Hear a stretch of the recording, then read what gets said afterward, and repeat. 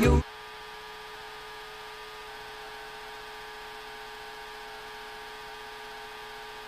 Roots Extravaganza on Saturday, August 17, 2024.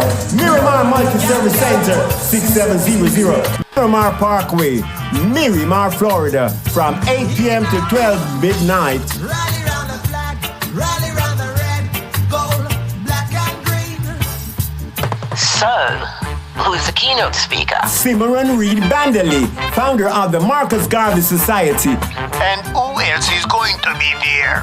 The Salsa African Dance Troupe, Drumming Fingers Children's Ensemble. Tenor soloist Steve Higgins, vocalist Lady Tia, and the Marcus Garvey play performed by the Love Our Nation Children's Theatre Group. Can the children come along? Of course, it's a family-friendly cultural event and entry is free. Rally round the flag, rally round the red, gold, black and green. Rally round the red, gold, black and green. Marcus say, Come join the celebration, the Marcus Garvey Roots Extravaganza. They palm the ears. 100 years ago, God, as it were, sent his begotten son, Marcus Messiah Garvey, to redeem his people by showing us the only way towards our salvation. For reasons known only to the Almighty, the little town of St. Anne's Bay, situated on the north coast of Jamaica, was chosen as the birthplace of this great prophet, teacher, and leader. The date of this modern miracle was August 17, 1887. Garvey was a man who, in retrospect, was far ahead of his time. This is clearly proven by the fact that his ideologies have resurfaced today and could be considered a major factor in the liberation of African peoples the world over. He sought to revive the spirit of black people from despair to hope, from lethargy to positive action, from fear to courage, from inertia to assertiveness, from anti-discrimination dodges to manly confrontation. He gave them goals possible to man, the highest creation of God, because he believed with all his heart in the innate abilities of the African race. On August 1st, 1914, Garvey launched the Universal Negro Improvement Association and African Communities League in Jamaica, an organization to advocate the unity and blending of all Negroes into one strong, healthy race. After the First World War, there was a resurgence of the Ku Klux Klan influence in the United States. Another decade of racial hatred and open lawlessness had set in which Negroes were again prominent among the victims. African people were by this time more than ready for a Moses, and only a black man could express the depth of their feelings. Marcus Garvey settled that question for thousands by forming the U.S. branch of the UNIA and ACL in June 1917. On June 10, 1940, at the age of 53, Marcus Messiah Garvey died in London of a severe stroke without having set foot in Africa. But his impact there was tremendous. He left a rich legacy of history for us to study and utilize in our continued quest for independence and liberation as a people. Brothers and sisters, the Right Excellent Marcus Messiah Garvey.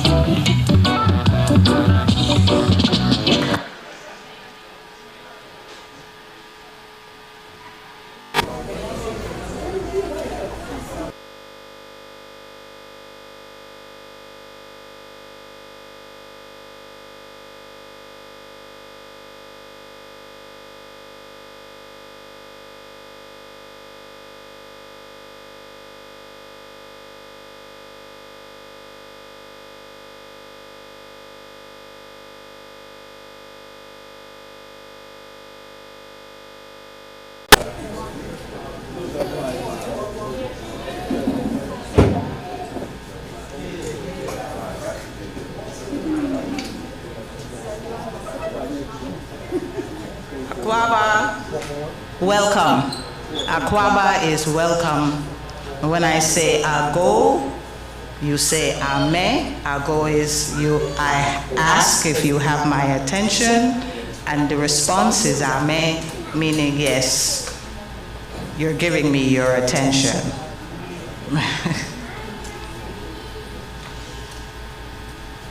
I am Ohenema Mena Nanaya Bradua Adubia, and I will be making prayer libation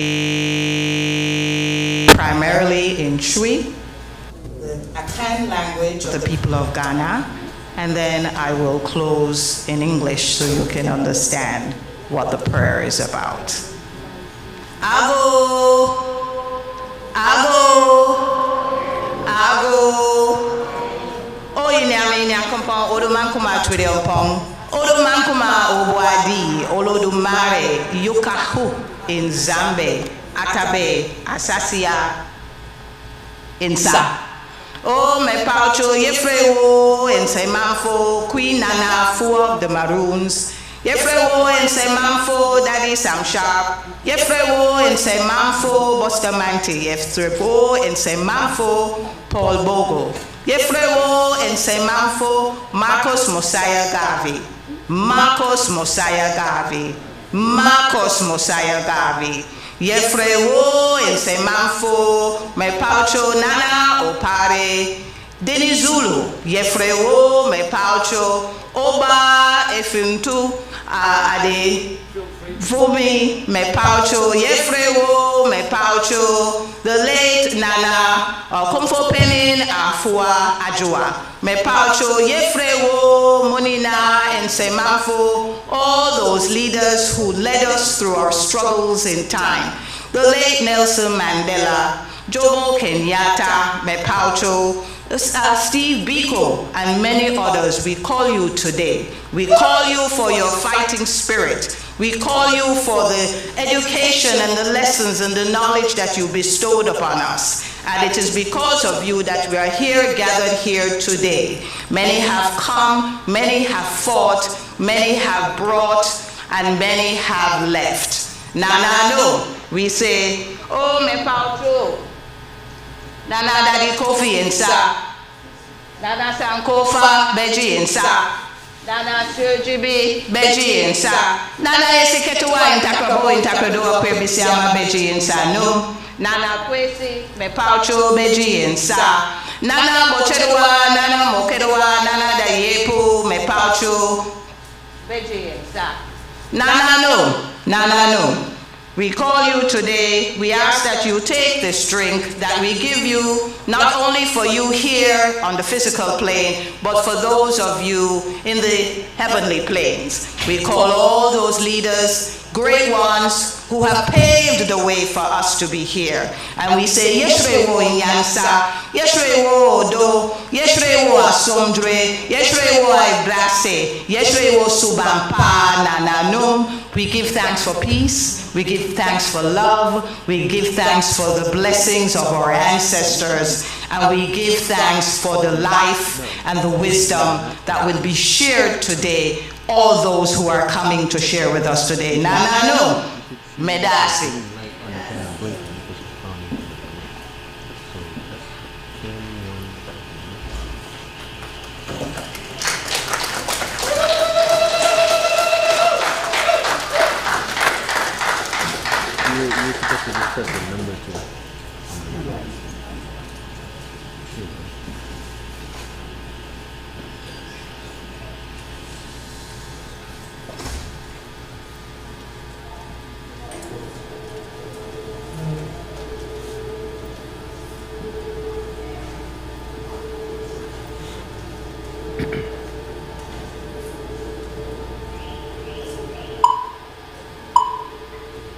The reason why it's so important to learn about Mr. Garvey now is because he was very prophetic with a lot of things of what he said. One of his quotes that stand out in my mind is when he said, if the black man and woman are not careful, they will drink in all the poisons of Western civilization and die from the effects of it. And that's exactly what's going on now. We have totally lost our history. We've lost our culture. And for those of us who are not on the continent, we have lost our connection to Africa, which is very important because most of the black nationalist groups that exist in America do not have Africa as a centerpiece in their program. Africa has no place whatsoever. It is impossible for black people in America. It is impossible for black people in the Caribbean, Central South America, Africa, Asia, and Europe to ever think that they're going to be able to command the respect of other races as long as Africa remains in the backward state that she is in. You cannot rise any higher than the continent from which you were sprung. So if we continue going around thinking that we're going to get the respect and the equal treatment that's deserved to us, while at the same time watching what goes on in Africa and refuse to stretch out a helping hand or a helping dollar to reverse those situations, we're just playing with our own destiny, because you have never seen a nation of people ever outperform or outrank their ancestral homeland's people. If Africa, if Sudan, if the Congo, if they don't fix their problems, then you'll never fix ours. Whenever you're trying to exterminate any population, you always start with the nest, the queen bee, where the eggs are laid. And if Africa is not fixed, it's only a matter of time before the rest of us are no longer here either. It is an absolute pleasure to celebrate the 20th annual Marcus Garvey Extravaganza. Dr. Fidel Goldson with Goldson Spine Rehabilitation Center.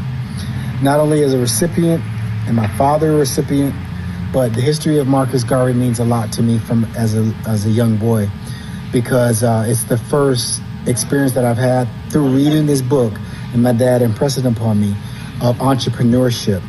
And little did I know that seed of being a Garveyite was going to get into my DNA so much that's probably what I value a lot of things in life, but I really value entrepreneurship a lot. And I value the Marcus Garvey story and his history so much, because for someone like me, that led the way of things that are really possible in this world. Just all the things that he accomplished, and the fact that the Roots are keeping his history alive and have kept his history alive and have promoted his story and have promoted his history. For someone like me, actually, I've had a few awards. The one that I actually value the most is my Marcus Garvey Award. I love being a Garveyite, and I love being rewarded as a Garveyite.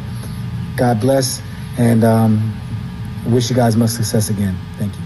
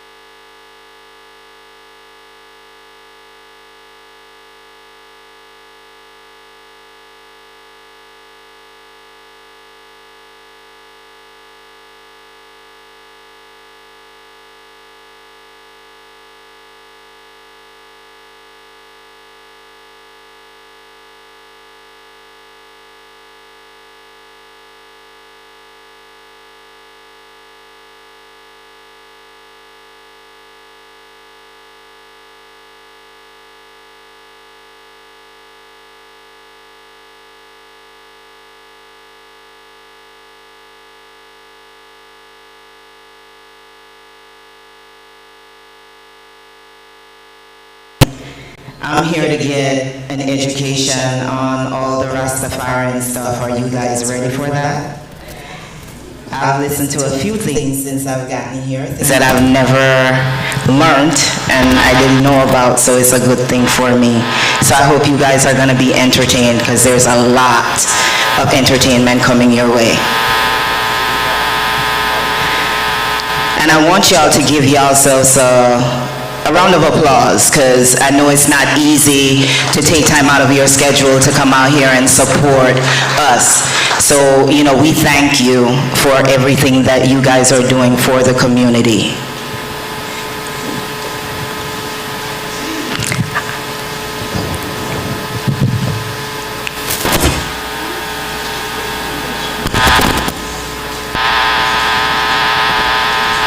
Just waiting on the music.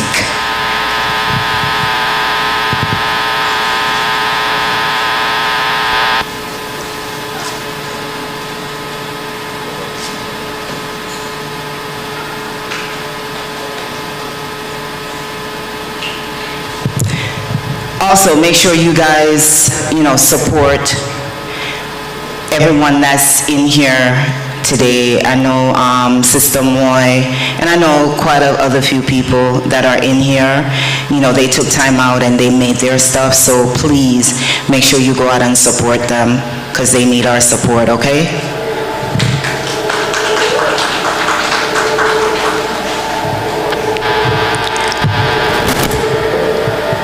I guess I'll be right back.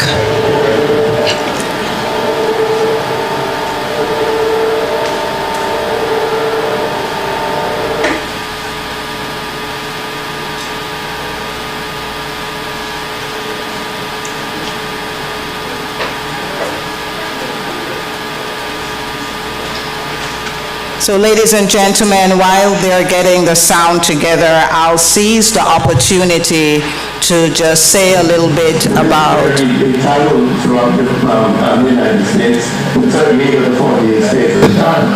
And this is just a part of his character. He was always looking for first-hand information. It wasn't just about reading books.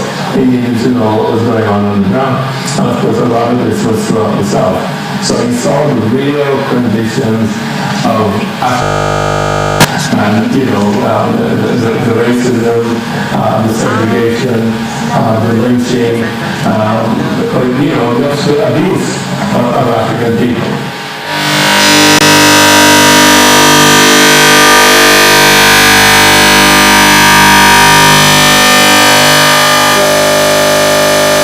Here's an opportunity to talk a little bit about Lady Tia, and I think they're ready. I see it's rolling up, but she's here in South Florida, and she is available for special events, and here she is. You're not ready for me? Not ready. Okay. Okay.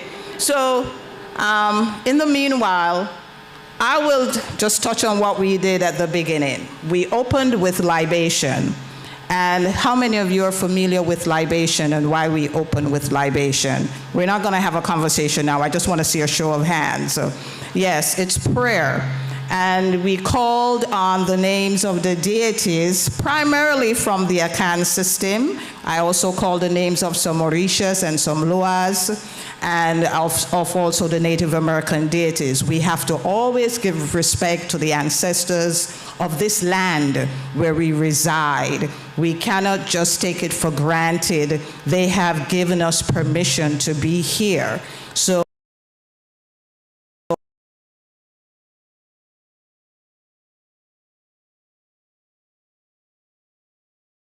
of this land, because they collaborated with our ancestors to allow us to survive some of the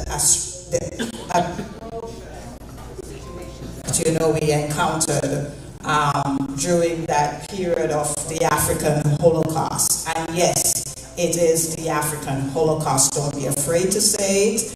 It is exactly what it was.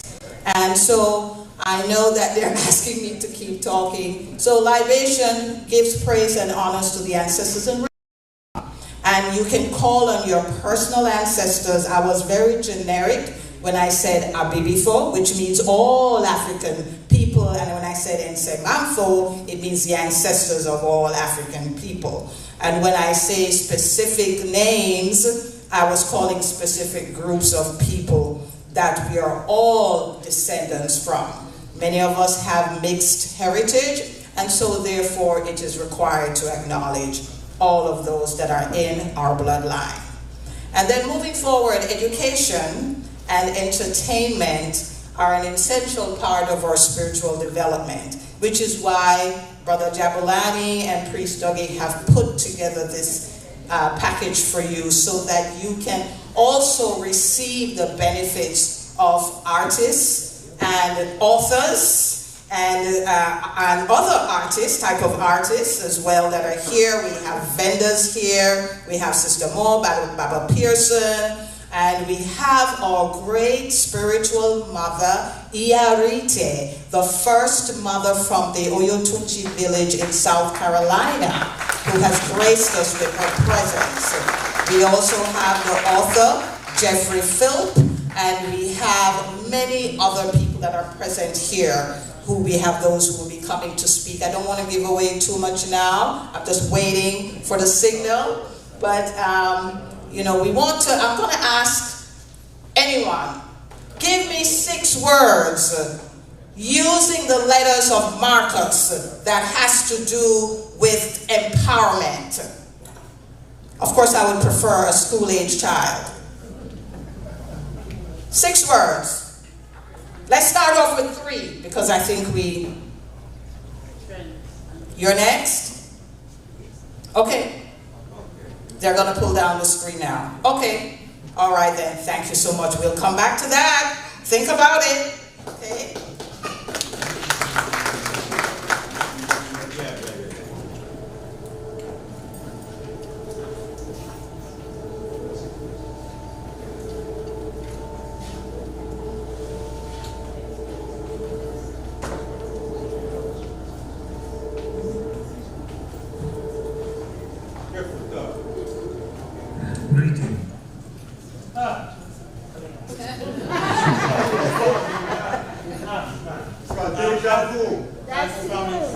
Last year, I said I was writing a comic book about Marcus Garvey.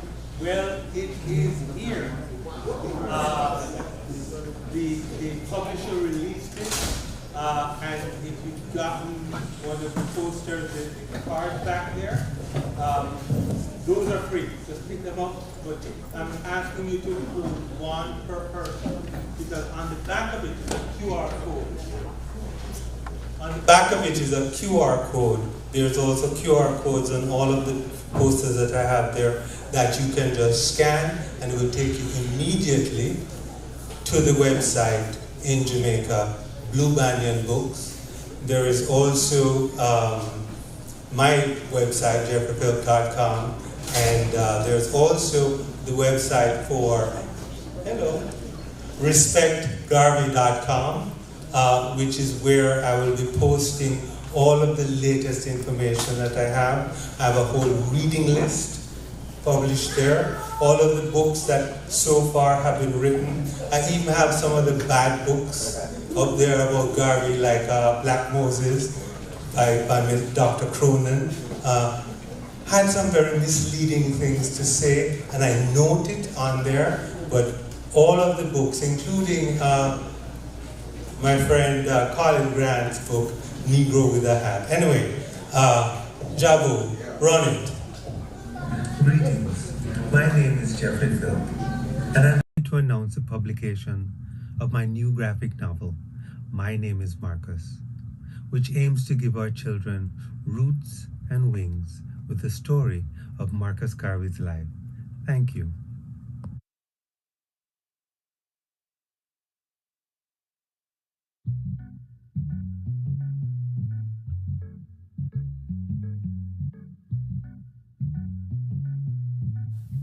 Marcus Garvey's words take on much more meaning, especially now when social media compete for our children's attention.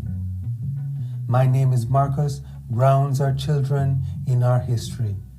For as Marcus said, We have a beautiful history, and we shall create another in the future that will astonish the world.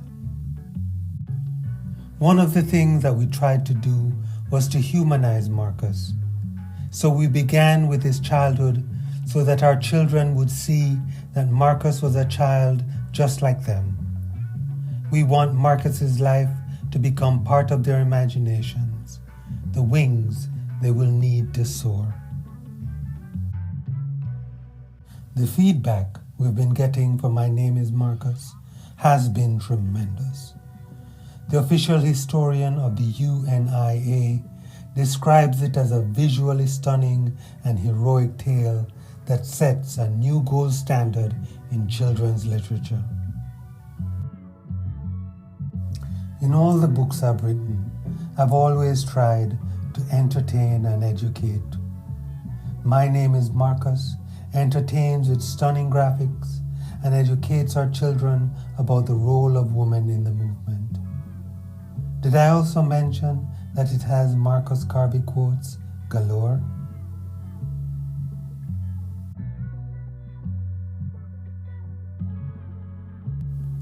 Of course, we have to thank the singers and the players of instruments who kept Marcus's memory alive. So each chapter is titled after the name of a popular song that kept Garvey's memory alive. We even have a Spotify playlist, the songs I listened to while writing the book. Remember what I said about Marcus Garvey quotes? Well, we have 101 facts and quotes about Marcus Garvey.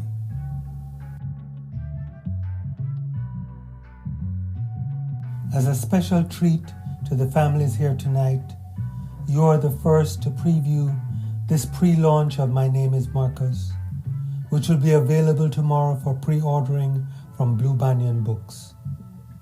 If you didn't get one of the cards, you can always scan the QR code at the back of the room to get the direct link to Blue Banyan Books.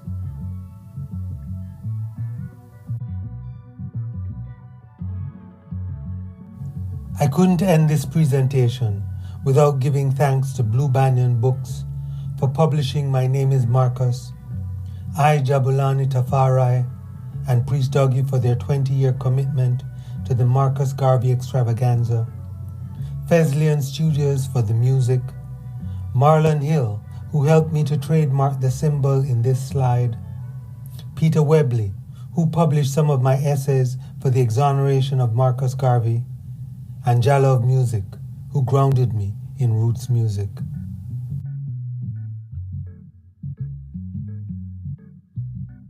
Thank you again for your time. Remember, you can order My Name is Marcus starting tomorrow, August 18, 2024. Let's give our children the roots to know themselves and the wings they need to soar.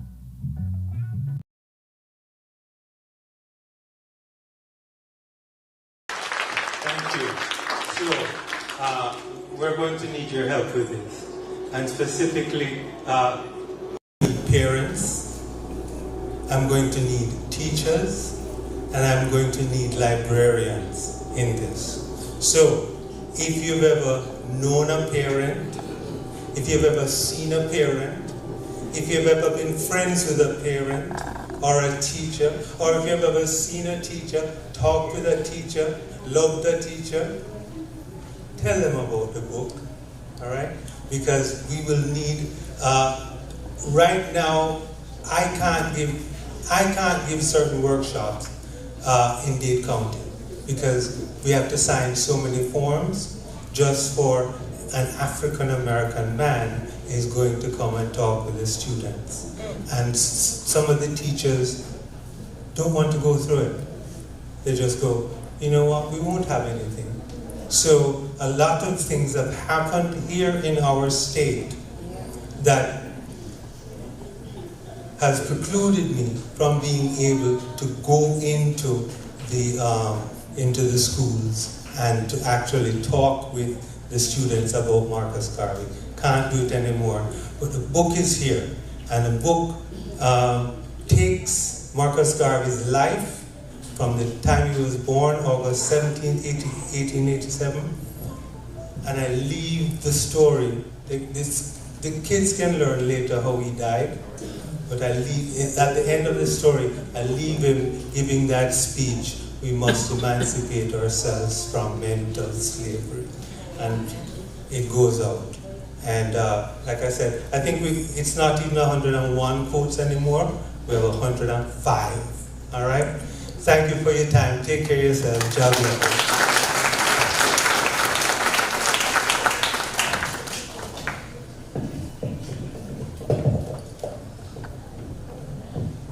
Thank you, Jeffrey Philp, and I hope everyone will order their book. You have an opportunity to get it today, and please do so. I myself, I plan to get for my grandchildren, so I think everyone should have that book in their library. And so now, we will move right on to Lady Tia, who will be performing some songs for us. She is available whenever you're having any kind of activity in your home, be it a wedding, a party, a surprise event, or an event like this, educational, entertainment. Call on Lady Tia.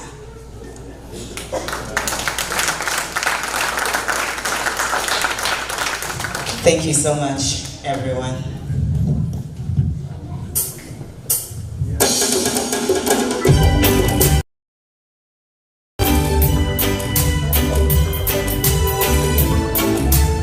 Bless up to all the officials that are in the house and everyone that's in the house.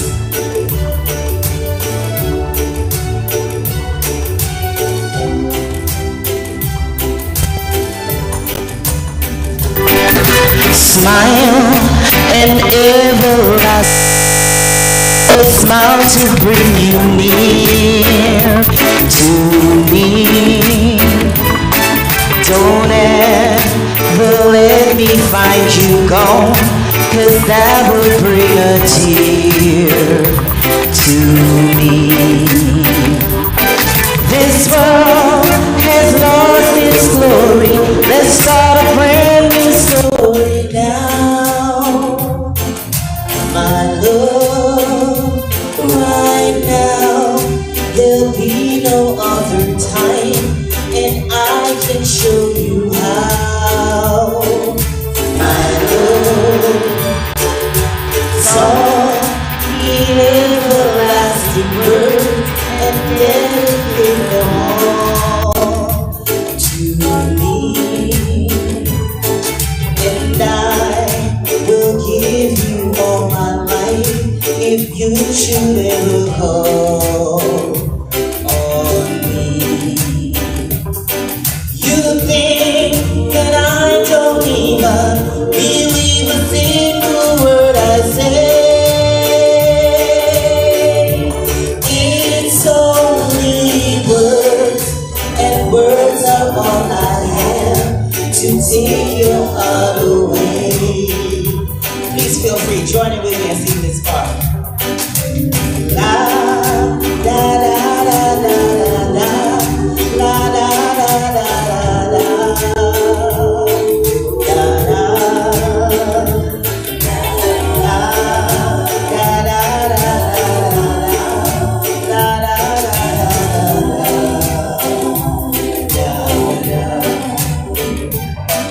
You think that I don't even believe a single word I say. It's only words, and words are all I have to take your heart away. It's only words, and words are all I have to take your heart away. It's only words, and words are all I have to take your heart away. Thank y'all. I just want to let y'all know that that song right there put me on the map in South Florida, because that was my first #1 down here. So thanks to everyone for supporting that. Run the next one. Mr. Grant, bless up yourself on this one. And I know y'all know all these songs that I'm singing, so please join in. Mr. Muir.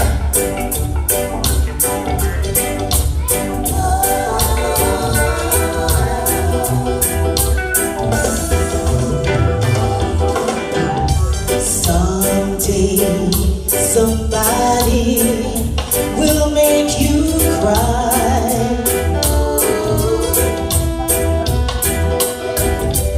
Then you're gonna have tears in your eyes.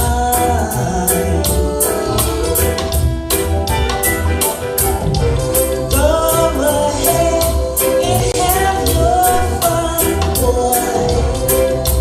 Don't you know I'm still in love with you, boy? Go ahead and have yourself a ball. What they doing? They riding for a fall. They're riding for a fall. I see all those lips moving out there, so sing along. Someday, somebody will break your heart. Then you're gonna wish we had never part.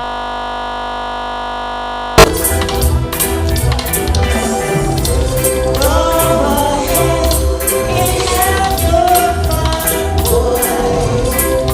Don't you know I'm still in love with you, boy? Go ahead and have yourself a ball. You're riding for a ball. You're riding for a ball. Are y'all enjoying yourselves?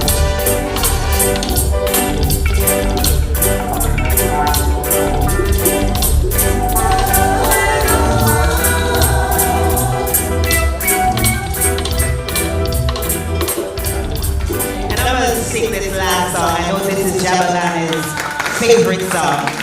And I know thanks to John T, WAVS, and everyone for, playing my songs. I appreciate you guys. And thank y'all for making Lady Tia who she is. Run the track for me. And this is my signature song too. This is a song called My Time.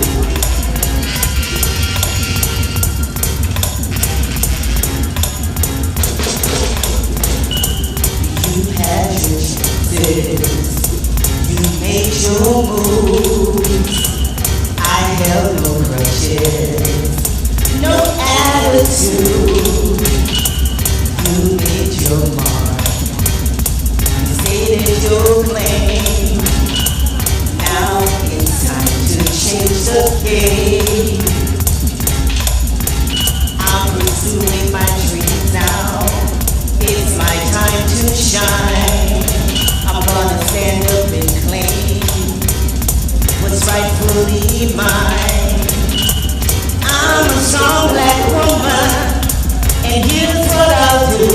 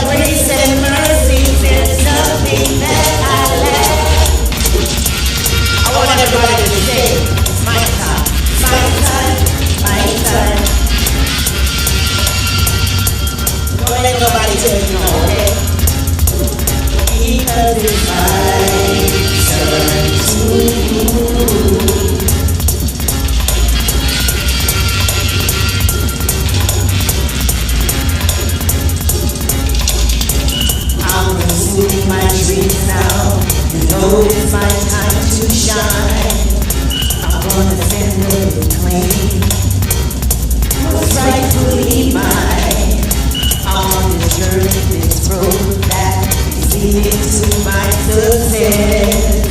Just step aside and let me excel like everyone else, because it's my turn to move, and I've got the world in a dancing mood, because it's my turn to play, and I'll do things my way. I'll do things my way. And you know what, guys? I did things my way. Thank y'all so much.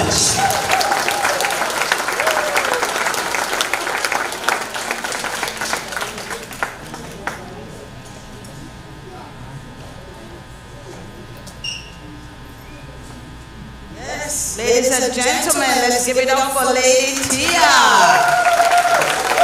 What an awesome voice. I love it, I love it. I think the only person who comes close to her is CG. And on that note, I'd like to introduce Commissioner Maxwell Chambers, who will be doing the welcoming remarks and will read the Garvey Appreciation Day proclamation. Commissioner Chambers, thank you.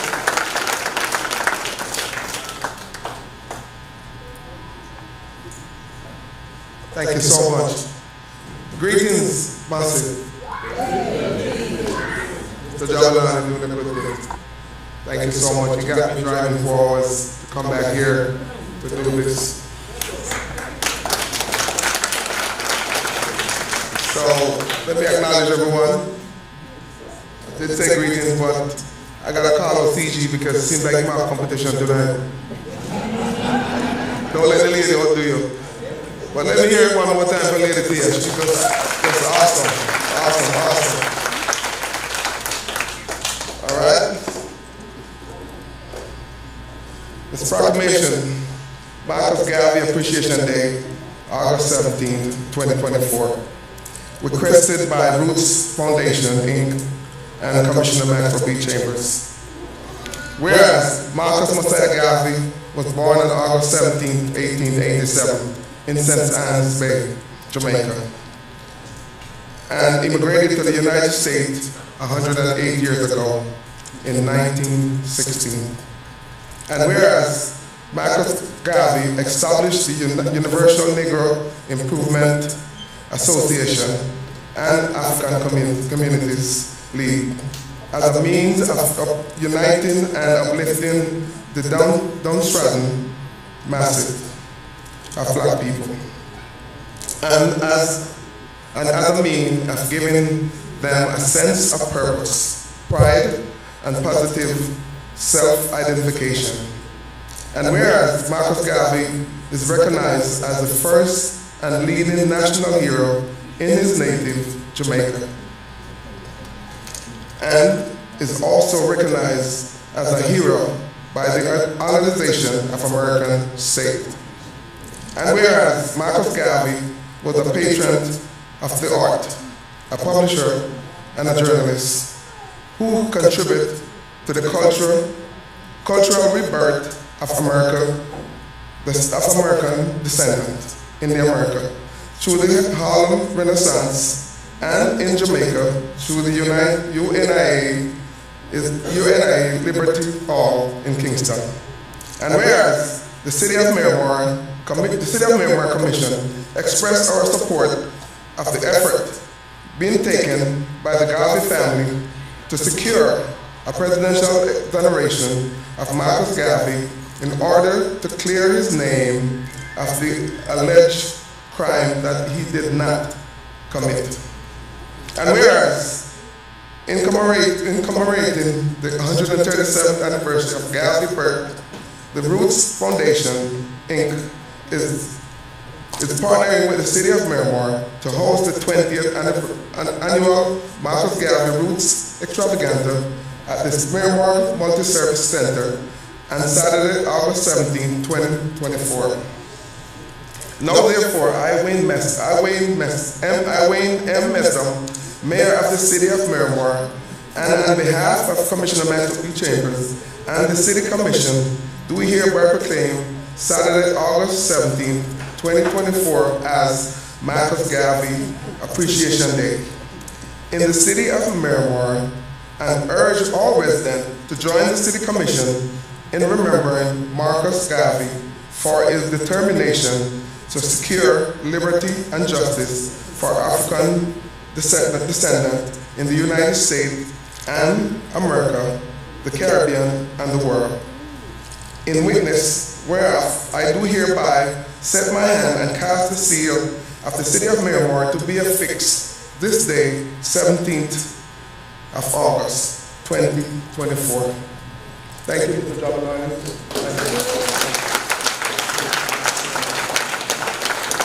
Yeah, give it up for Mr. Maxwell one more time.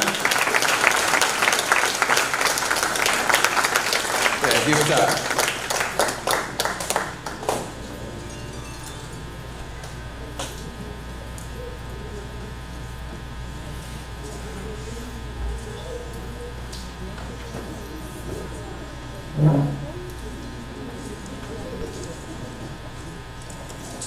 And now, ladies and gentlemen, I have the great honor and privilege to introduce the Consul General, Oliver Mayer. Oliver Mayer, our General from Jamaica.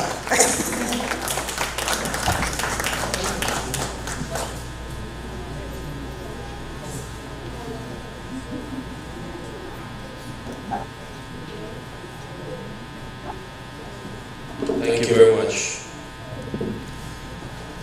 Ladies and gentlemen, can we give a big round of applause to our first national hero, the Right Honorable Marcus Mosiah Garvey. Let's give him a big round of applause.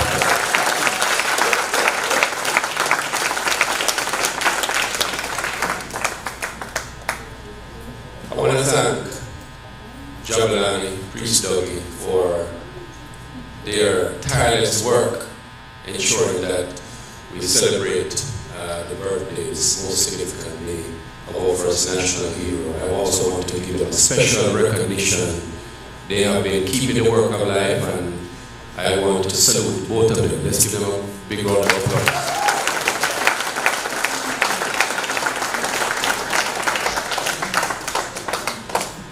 I want to acknowledge Commissioner Chambers. Thank you, sir, for continuing your support. I want to recognize my good friend who has just released his book, Mr. Jeff Phillip. All the awardees here, congratulations, well deserved. Mr. Peter Webley, Mr. Hill, Malam Hill, and my good friend. Who was the third person? I think I missed. And Catherine. Catherine, how could I forget you? My darling Catherine. Let's give the awardees a big round of applause.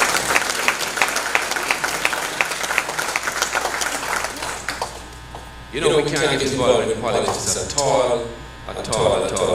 So, even though I want to wish all the Jamaicans all the very best in their endeavors, we can never do that publicly, you know? Can never do that publicly, but I see my good friend John T. I just hailing him. John T, here, sir. There's a lady here who is walked very close to greatness, because without question, Marcus Mosiah Garvey is one of the greatest leaders the earth has seen. You agree with me?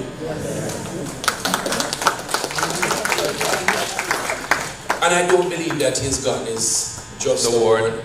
And I do believe, I'm speaking to the choir here, that we have work to do to ensure that his message lives on, his message is just as relevant today as it was before. But there's a lady here who, you know, when you go by her house, she's able to show you the pictures and tell you the stories, not just from a book, but from personal experience. And when we have those persons among us, we have to give them a special recognition.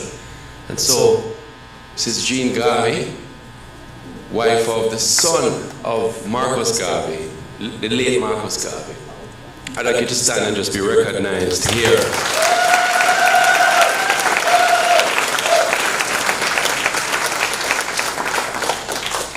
If you ever get to speak to this lady, even just for 20 minutes, you will understand the blessing it is for us to have her here among us. I want to recognize all those who celebrate the Rastafari faith. Thank you for your philosophy and your liberty and the greatness you have brought to mankind. We appreciate you. And on September 7th, and this is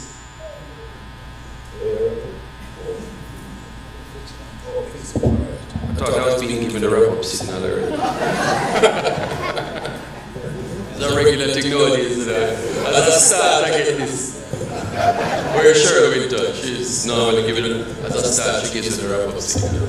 Let's acknowledge Shirley Winter from the concert in the back.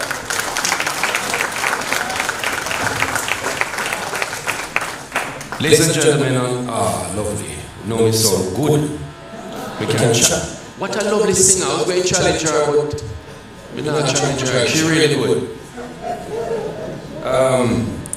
Reading on September 7th. Please ensure we come out. We're going to be celebrating the work of Miss Lou.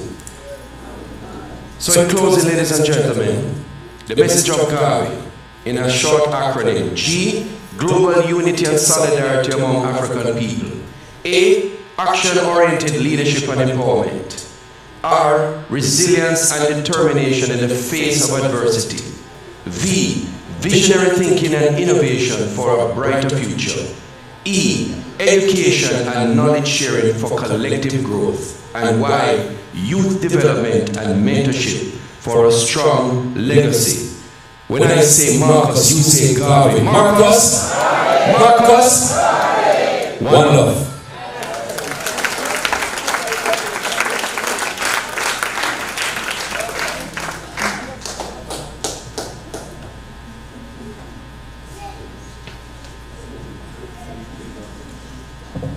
Ladies and gentlemen, moving right along. And I know, what's that? Ladies. Ejanu. Gentlemen. Okay, so when I say enano ne ejanu, yes, you get it. Clap yourself, as Miss Lou would say. All right. So, next on our program are the children, the youth. As CG closed off that acronym with the youth, I thought it was so fitting that we're going into drumming fingers. Our first set of performers, well, really they were supposed to be the first, but we had to switch around a little bit. They were founded by Miss Audrey Creary in March of 2012. The Drumming Fingers Ensemble uses dance, cultural arts, along with musical arts and crafts to promote positive creativity values in the children and to educate them in teamwork, all of which has made a big difference in the lives of the children and the young people involved. Over the past 10 years, Drumming Fingers has performed at various events all over Broward and Miami-Dade counties, and the children have become regular repeat performers at the Marcus Garvey Roots Extravaganza. We want to thank the parents for allowing their children to participate in this 20th anniversary Marcus Garvey Roots Extravaganza. So please give a warm welcome to Drumming Fingers.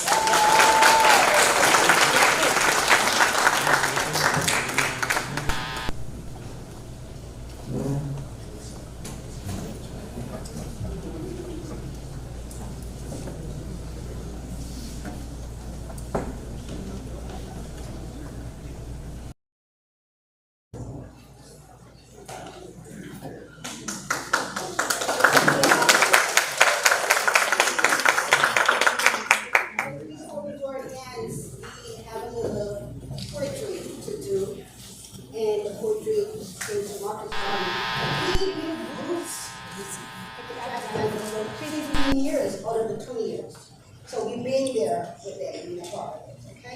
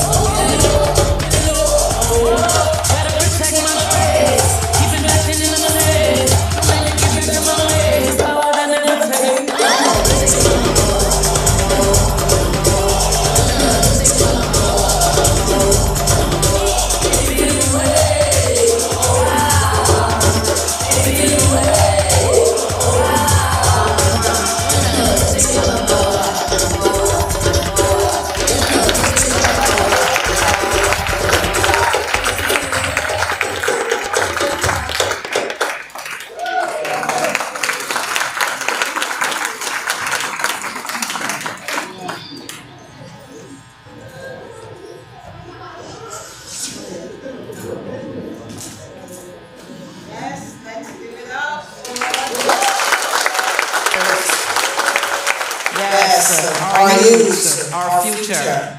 We have to ensure that we encourage them, that we empower them, that we educate them, and most of all, that we love them. So we now move on to, I'm sorry, you're coming back? I'm sorry, you're coming back. Okay. One more. All right.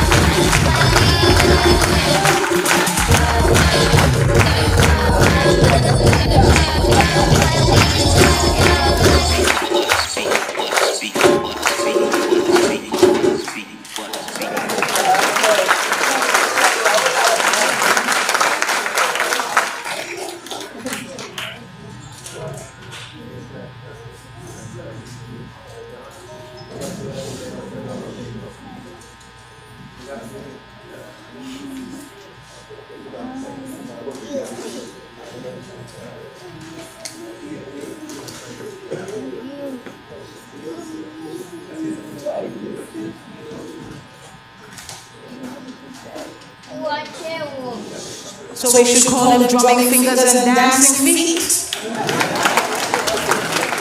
Thank you, Audrey Curry and the drumming fingers. Excellent performance. So moving right along, we will have Mr. Steve Higgins.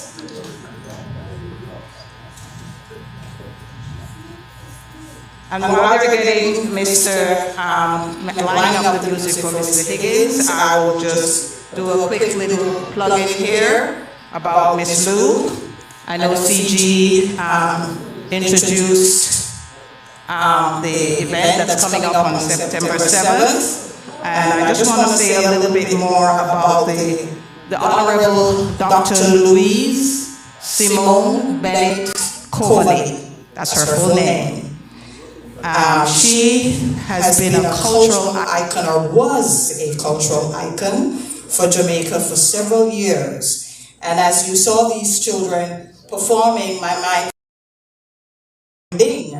when, you know, I wasn't quite as young as they were, but I was very appreciative of Ring Ding. I learned a lot. She taught a lot of folk songs, proverbs, Anansi stories. And the messages in these proverbs and Anansi stories were very important for our children. Oftentimes we think that we need to scold our children harshly, but you tell them a good Anansi story, or tell them a proverb that is a tongue tire, and they will sit down scratching their head for hours trying to figure out what she just said? What that mean now? You know, so if any of you know any of the proverbs and Anansi stories that Miss Lou shared with us, then, and you think you know them good, wait till you go to Ring Day. Because when you go to Ring Day, you're going to hear more and you will learn more. And if you can't go, then put it up on YouTube. Everybody have access to YouTube now, right? And we have other ways of accessing the information. But it's Saturday, September 7th and Sunday, September 8th. And it will be at the Lauderhill Performing Arts Center. And we implore you to, or you can just see Cheryl Winter in the back and get some more information. But there is a lot to learn from attending these cultural events. And for those of you who don't know, did you know that Marcus Garvey was an entertainer? No. Marcus Garvey started the first cultural entertainment in St. Anne. Where was Marcus Garvey born? St. Anne's Bay, specifically St. Anne's Bay. And then when he was about 11-ish, 14, he moved to another parish. Do you know where? Who don't know that? Port Maria, St. Mary, okay? So he went back and forth and was working with family back and forth between St. Anne's Bay and Port Maria. So we will bring more. We're bringing more. And right now I think Mr. Higgins is ready for us. Steve Higgins is a tenor soloist, musician, public speaker, actor, director, and producer. He has been singing and touring locally and internationally for over 25 years, performing favorites from sacred, classical, Broadway, ballads, jazz to folk musical genres, with an infusion of island music from his native Jamaica. Tonight, he is going to sing the Marcus Garvey Black Nationalist Ethiopian Anthem. Ladies and gentlemen, welcome Steve Higgins. Good evening, everyone. It's wonderful to be here, and this is a very important function. CG, good to see you, sir. Mrs. Jean Garvey, good to see you. The UNIA anthem, UNIA, the Universal Negro Improvement Association, Marcus Garvey's group. It is celebrated throughout the world, and I'm thrilled to be able to bring it to you. May I have you all rise, please, for the anthem of the UNIA.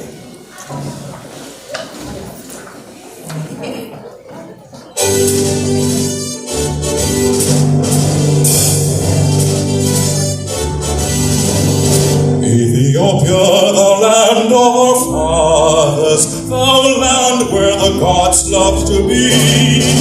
As storm clouds at night southern gathers, our armies come rushing to thee.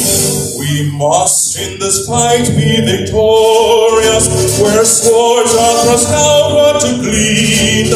For us will the victory be glorious, when led by the red, black, and green. Advance, advance to victory, let Africa be free. Advance to meet the foe, advance to meet the foe, with the might of the red, the black, and the green. With the might of the red, the black, and the green.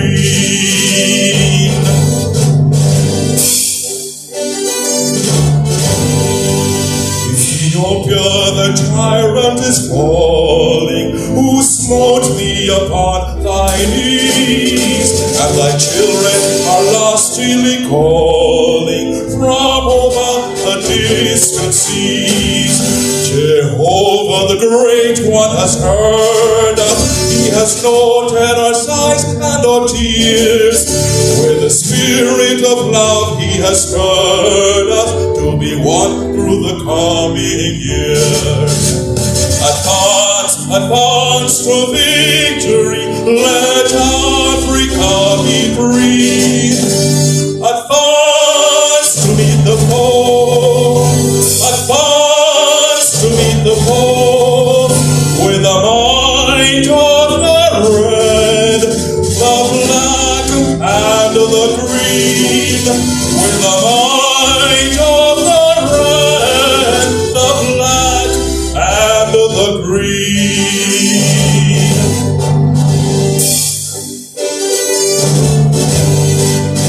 O Jehovah, thou God of the ages, grant unto our sons that lead the wisdom thou gave to the sages when Israel was sore in need. The voice through the dim has spoken, Ethiopia shall stretch forth her hand. By thee shall our fetters be broken, and heaven bless your dear fatherland. Advance, advance to victory, let Africa be free. Advance to meet the foe, advance to meet the foe, with the might of the red, the black, and the green. With the might of the red, the black, and the green.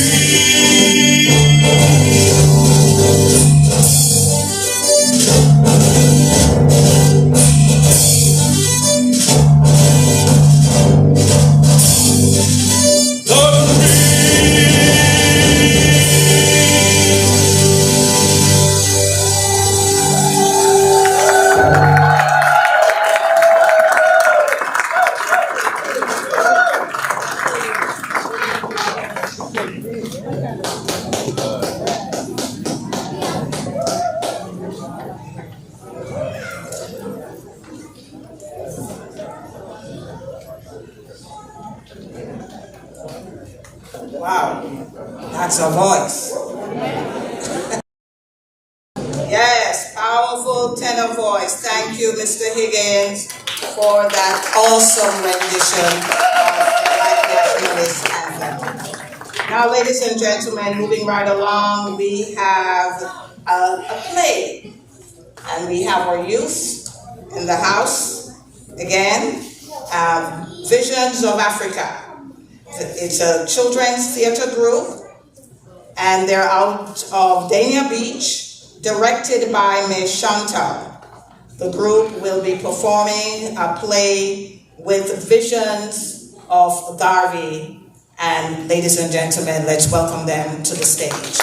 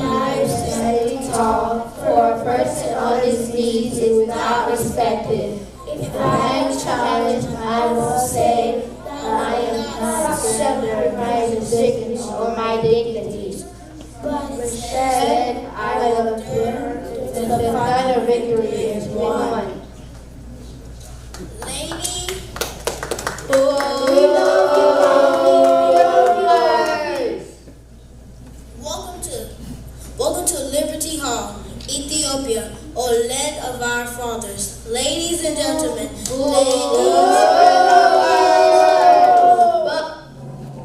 thank you. Ethiopia, or land of our fathers, the land where the gods love to be.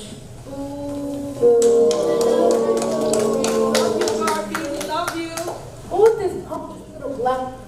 Marcus. I'm the most honorable Marcus Mosiah Garvey from Jamaica. We are a descendants of people that determined to suffer no longer. I said we are determined to suffer no longer.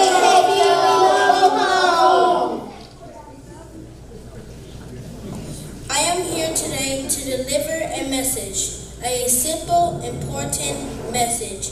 I am here today to say we do not desire what belongs to others.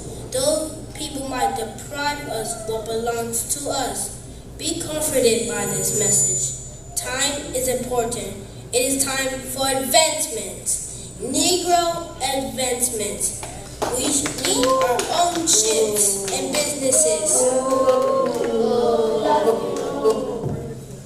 We should be in control of the means of producing our own wealth. Hear me before it's too late. It is never too late. Never ever too late. Us niggas know where to go.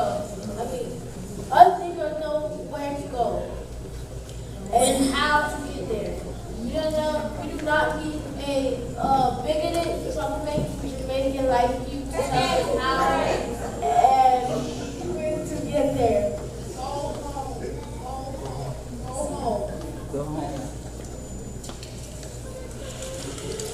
Yes, it's Negroes, and I emphasize Negroes, like you to prevent the developing of our race. It is you, the intelligent and bourgeoisie, and the so-called intelligentsia, that undermines and deceive us, thinking that we rest for our demise than our survival.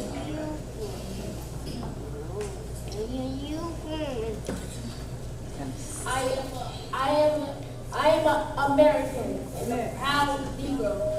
I do not need a rice of a coconut.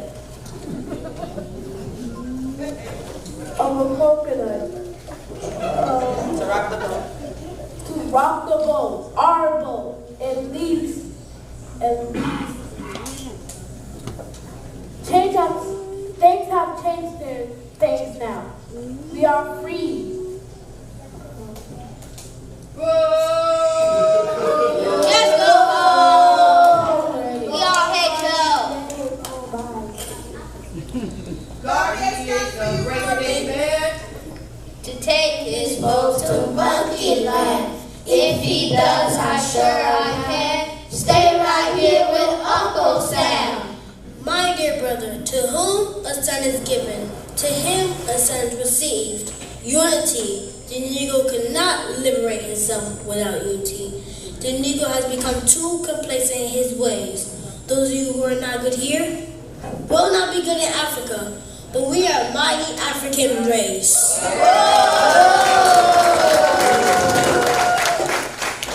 Who pointed you to be our leader?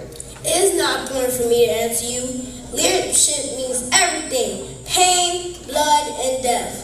My dream is African redemption, and my hope is to help in that purpose. No race can survive the negative onslaught of both its own people, and that's the Caucasian. Yes.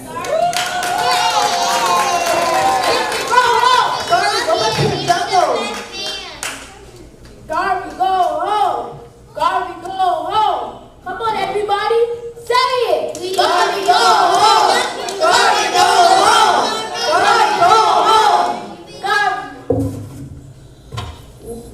Woe until you sinners. There will come a time when you'll understand my words. One God, one aim, one destiny. There will come a time when you cry out for Garvey, but as I said, it will be too late. Look to the east for our coming of our King. We cannot continue the hero worship of a God that realizes his own people.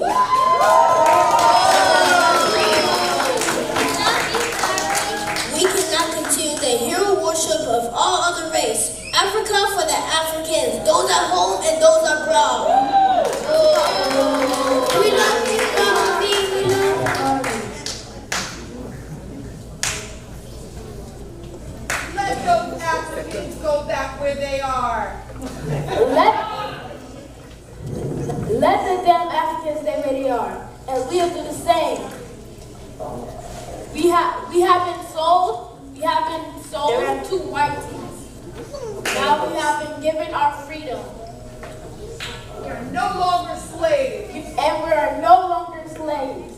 Freedom cannot be given, it must be taken. Yes. If people without the knowledge of their history, origin, and culture, just like a tree, without roots, you need to read the Negro World newspaper and try to educate yourselves. I read American newspapers. Am I not, after all, American? My father was a Maroon and the head of my household. My mother, Sarah, was the direct opposite. One was aloof and one was kind-hearted. What are you, my friend? Who the hell are you? I am American and a proud Negro that don't want any trouble from colored folks. You don't know who you are. I know who I am, what I am, and where I am. I left home when I was 14, and I educated myself. Though things were rough for my parents, that did not impair my improvement as a Negro. Why don't you improve your knowledge, my friend? Enough of you, Garvey. Enough. When the monkey chaser dies, don't need no undertaker. Just throw him in the Harlem River and flow back to Jamaica. Minute by minute, hour by hour. If G can faith, then we are power. Minute by minute, hour by hour. If we is light, then knowledge is power. If it is to be, then it's up to we. Good about myself. I feel good about the Africans around me. I feel good all around me.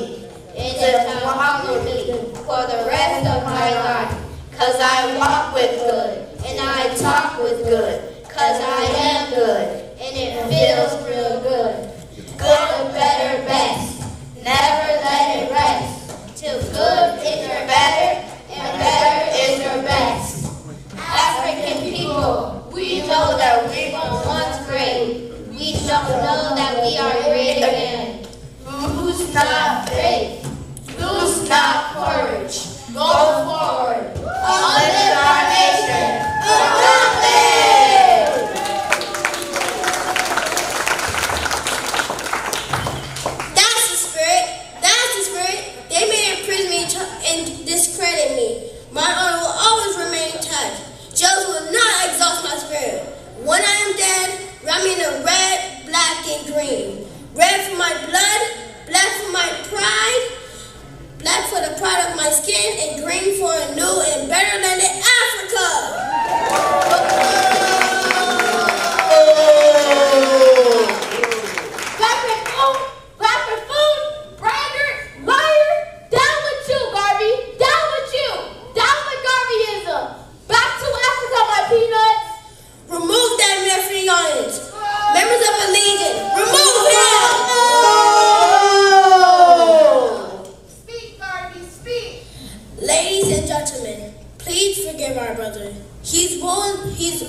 one of those agents sent by the federal government to infiltrate our organization.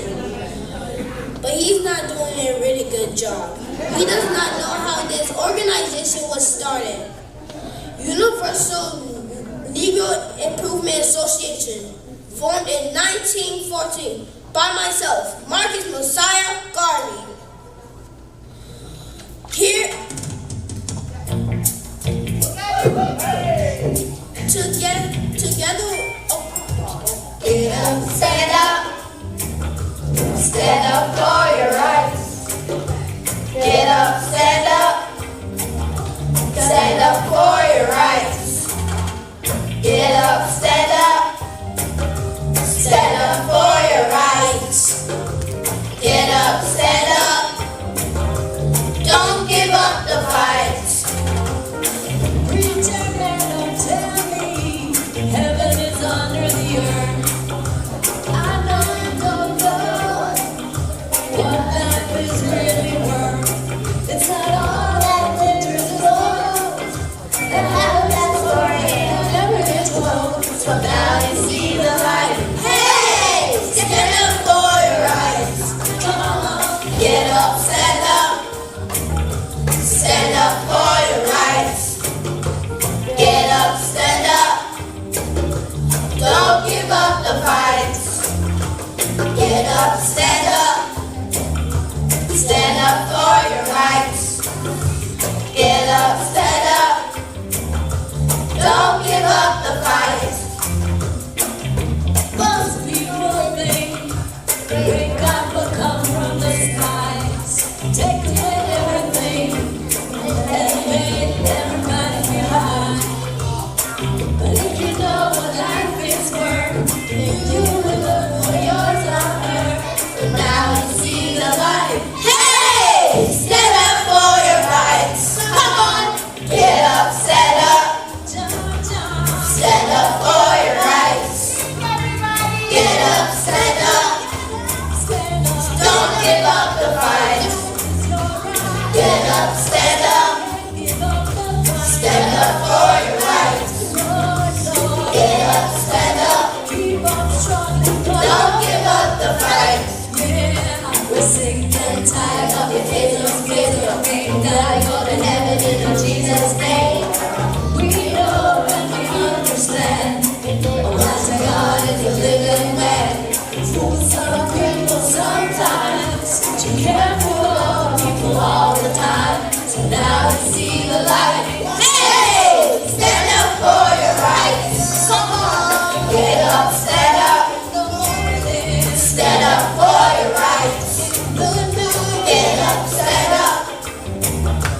Don't give up the fight. Get up, stand up. Stand up for your rights. Get up, stand up. Don't give up the fight. Get up, stand up. Stand up for your rights. Get up, stand up. Don't give up the fight.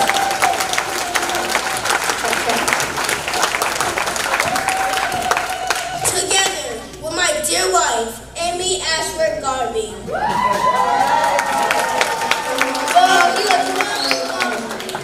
I know no national boundaries where the Negro is concerned.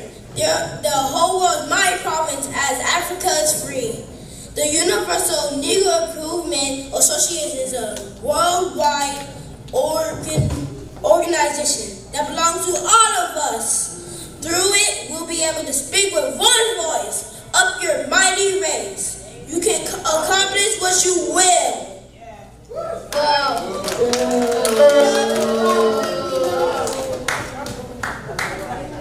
Are you a nationalist, Mr. Garvey? Indeed, we are all nationalists by virtue of our birth and by political, social, and economic circumstances. In Jamaica, I'm a printer and a unionist. Always remember that your black skin is not a badge of shame. It's a symbol of greatness, national greatness. Wear it with pride. Our achievements are there as evidence of our worth. We are a great nation as Africa's great.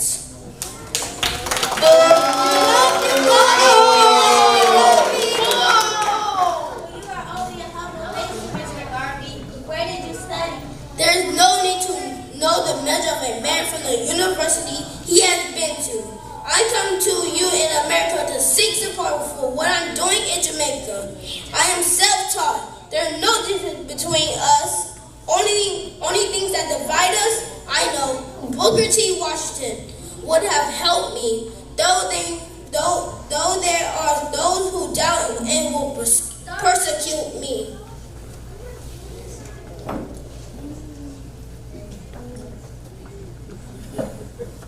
You are highly opinionated, Mr. Garvey. Are you certain your efforts will help improve our race? Yes, we must improve in the arts and understand who we are. By paying for you, my people, there will be a renaissance, a rebirth to help us along. Harlem is the place where much talent exists, but we must organize and centralize. Yeah. Just as we're doing in Liberty Hall today.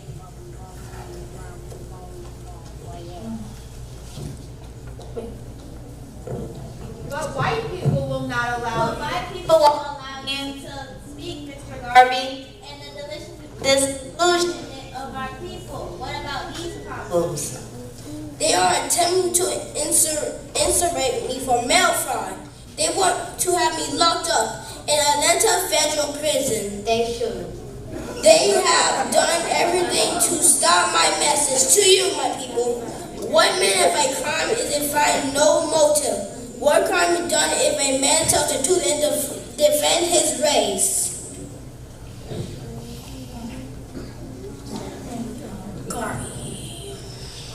Garvey, you are seditious, subversive, anti-American, unpatriotic. Go home, forget what is good for you. Yes, I might be subversive in the interest of Negroes in Africa. If I remove labor from their shops and factories and send it to Africa, am I guilty of a crime? If I start the first only Black Star shipping company to return my people to Africa, then am I guilty of a crime? Hey, black boy, you should use our White Star Line ship. We'll send you to Africa for free. But for cost effectiveness, there will be bombs on the ship. White power! White power! Keep America white! I have already visited and addressed the Klan. I had to because they are the sea of white power. Just think what happened if we all Negroes, people of the world, became united. Just think of the power we would have if we had a country and government of our own. We declare to the world that Africa must be free.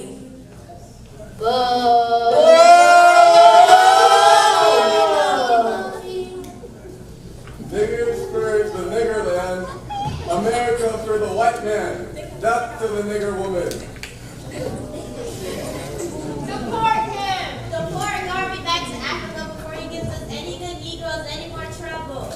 He says the government should deport me. Yes, and when they do, I will be your loss. You pawns, you serfs, you slaves, you race of imbeciles, how long will you continue the level stock of humanity? Let us cast a new dawn in civilization with one God, one aim, one destiny, so that justice can be done to all mankind.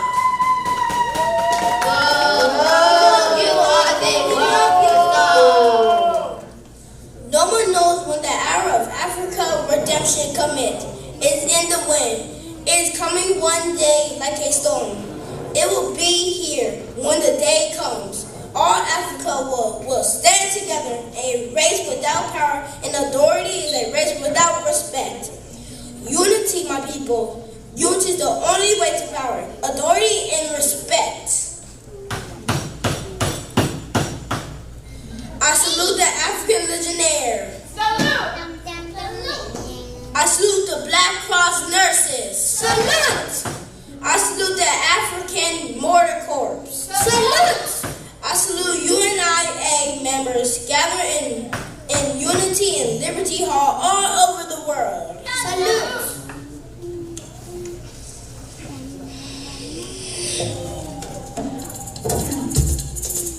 Mr. Garvey, somewhat ridiculous, Mr. Garvey. You are being somewhat strange, Mr. Garvey.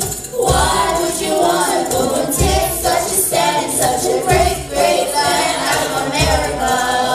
To this great country, I'm fighting the hypocrisy in us. I live with honor, and I'm down with principles.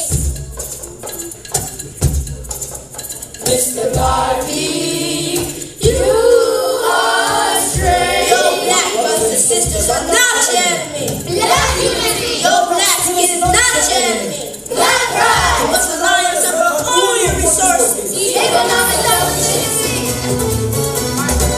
If the history of the world doesn't show you who you are, you better find a book and read it.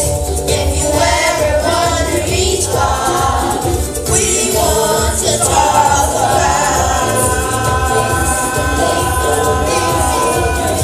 we want to speak about Africa without the starving nations. Educate yourself. We must educate ourselves. Educate yourself. We must educate ourselves. Educate yourself. Educate ourselves. You are the sons of the earth. Educate yourself. We must educate ourselves. Educate yourself. We must educate ourselves. Educate yourself. Educate ourselves. You are the sons of the earth. Look for me in a world where there is no future. You forget your past. Look for me in your oppression. There is a lesson, and now it's time to pass. Look for me in a world where there is no future. And you forget your past. Only in your oppression. There is a lesson, and now it's time to pass. Educate yourself. We must educate ourselves. Educate yourself. We must educate ourselves. Educate We yourself. must educate ourselves. You are the sons of the earth. Educate yourself. We must educate ourselves. Educate yourself. We must educate ourselves. We must educate ourselves. You are the sons of the earth. You are the sons of the earth.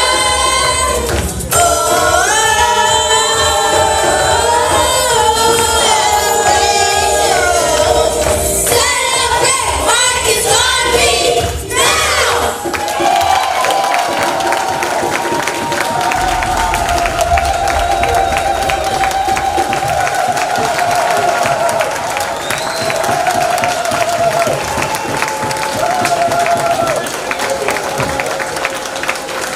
Wow. Wow.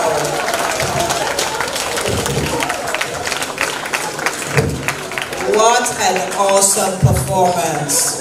We thank the youth, we thank the teachers and the directors, we thank the families that allow their children to participate in such an awesome production. That is Love Our Nation Children's Theater Group.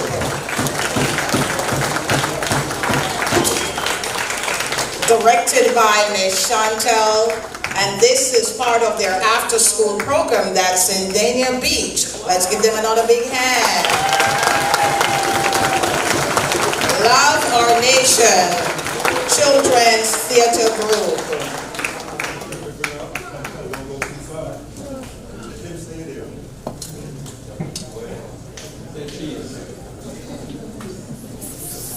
Greetings, everyone. Thank you for coming tonight on this most amazing evening. I'm so proud of Love Our Nation. My name is Overall, and I'm one of the co-founders of Love Our Nation. Earth to Table is our after-school program, and we're located in Dania Beach, Florida. All I can do is say thank you. I'm very full right now because they've worked very, very hard. And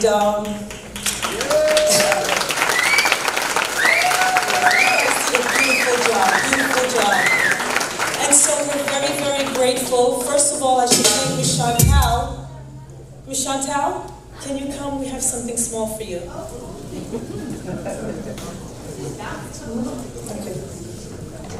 Thank you.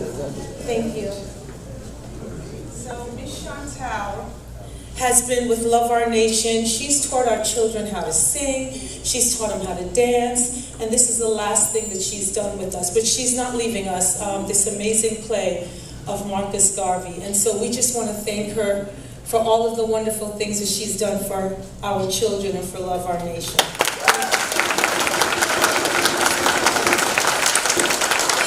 Love Our Nation. You guys did an amazing job. Let me hear you, everybody say Love Our Nation. That's right, because we have the power, right?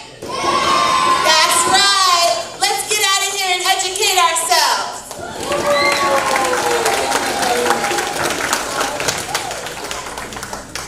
A few more things that we have to do. So first of all, I'd like to thank Marcus Garvey, who did an amazing job.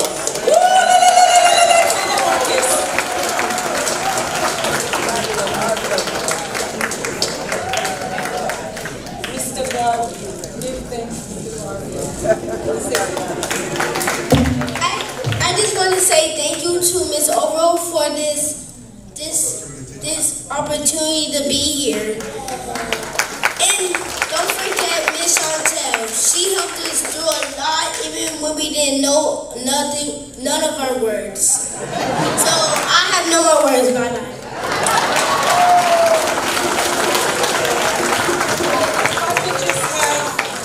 If I could just have each of the youth to come because they've all worked so hard. Can we have Mrs. Garvey, our beautiful Amber, who sang so beautifully for us? Thank you, Amber. Beautiful job. Would you like to say something? Go ahead. Thank you, all of you. Even my brothers, my sisters, my friends. Even Miss Chantel.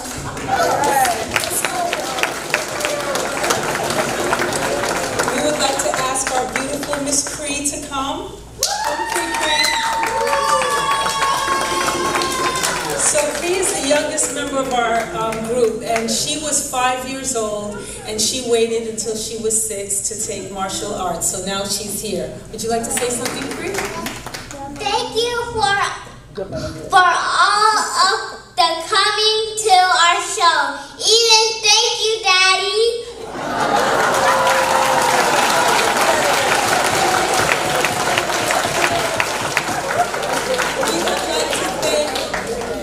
We would like to thank our amazing Corey.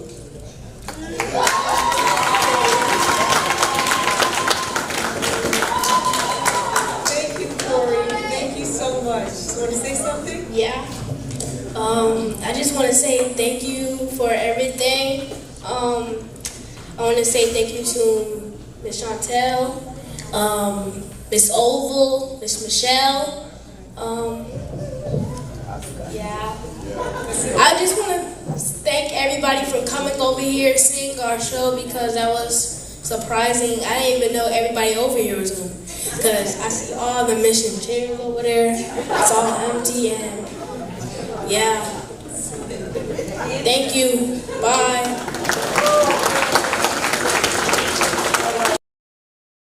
Our beautiful Saray. Woo, Saray! She did such a beautiful job. Come on, Saray.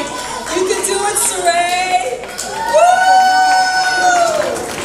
Come on, Saray. You did such a beautiful job. You want to say something? Yes. Go ahead. Thank you everybody for coming, and I just wanted to say we very much support all the people that came here because this is very scary and stuff. So I'd like to say thank you to my dad. He's over there. Thank you, Daddy. And I'd like to say thank you to Miss Overall, Miss Chantel, and everybody who decided to come today. Thank you. And now we have, would you like to come? come. Akela is going to come. We thank her. You know, Akela is only with us, I would say a quarter of the year because she goes to school in the Virgin Islands. And she always comes and she gives her 100%. So we're really grateful to her. And her mom is Miss Michelle, who also helps Live Our Nation. I am thankful for Miss Overall, for real good, for helping us for everything, even though we misbehave. And I also want to thank Miss Chantel for all her work she did for us. And thank you for everyone that came here. Bye. Okay, so we have our little Kellen Jr. Come on up, Kellen. So Kellen, when we did a brief synopsis of Marcus Garvey, he was Marcus. So we thank you for coming, Kellen. He was Marcus and he was great. I just want to say thank you everybody for coming. Y'all were a great audience. And thanks to Mommy over there in the blue jacket. You hear that voice? Okay, and so I think I have one more person to thank, our Ismaili. Oh, and Mamadou. Ismaili and Mamadou, why don't you both come? The KKK person and Ismaili. So Ismaili, let me start with her. Ismaili came to us from Haiti. And her first language is not English. She just learned how to speak English this year. She has done an amazing job. So we need to give her a hand. I'm so proud of her. Want to say something? Just say thank you. Just say thank you. I want to say thank you to coming to our show. And I want to say thank you to Miss Chantel and Miss Michelle and Miss Over. Okay. Last but not least, we're going to say thank you to Mamadou. Do you want to take that off now?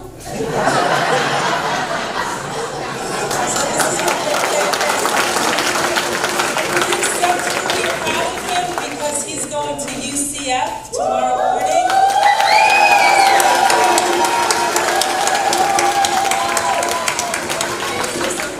Thanks for coming.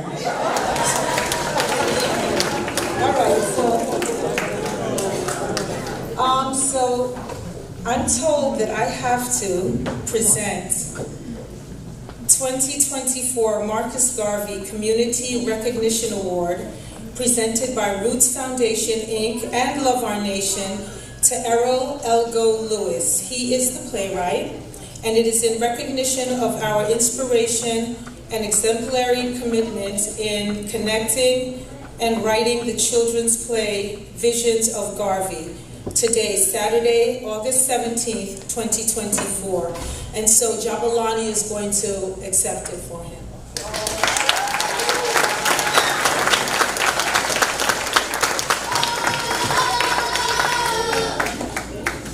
Well, Eldo couldn't be here with us. He's in Jamaica dealing with some health issues.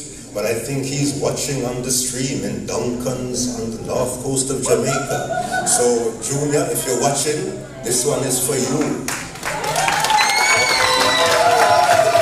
He wrote this play in 2008, and since then, 16, 17 years, I've been trying to find someone to put on this performance.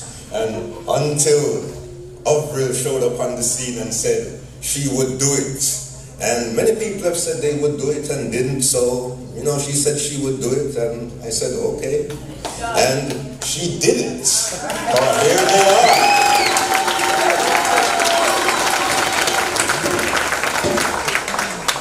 So we want to give thanks to all of these children. I've been watching them the last couple of months. And to Miss Chantel and to Love Our Nation again, thank you. And thank you on behalf of the playwright. I know he's smiling in Jamaica right now on the job you kids did. Give thanks.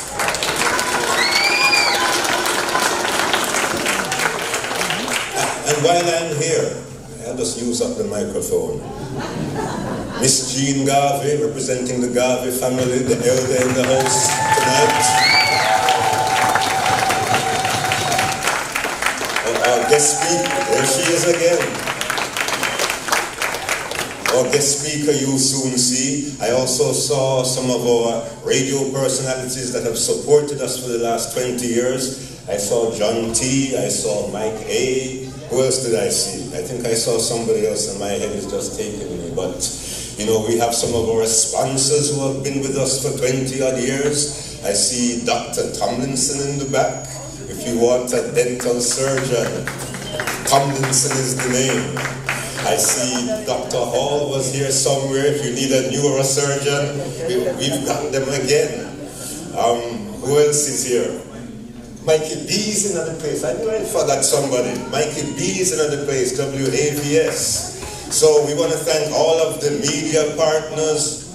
Balance there. Yes, sir.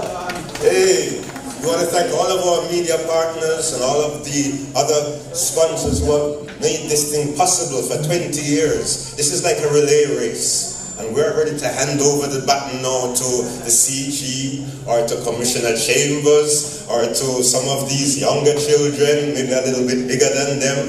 But, you know, we've done our part now. For people who are far afield and not with us tonight and you're watching on the stream, we've had a few technical problems tonight, you know, stuff happens, but we're still going. But Dreamy Riley and IRITimes.com who are streaming this. If you have a party, a birthday party, a wedding, whatever, IRILivestream.com. Check them out. So I'm going to pass on back the microphone to the MC. I know you all love this MC because I do. So children, thank you. You can go change and you continue with the show. See you later, yo.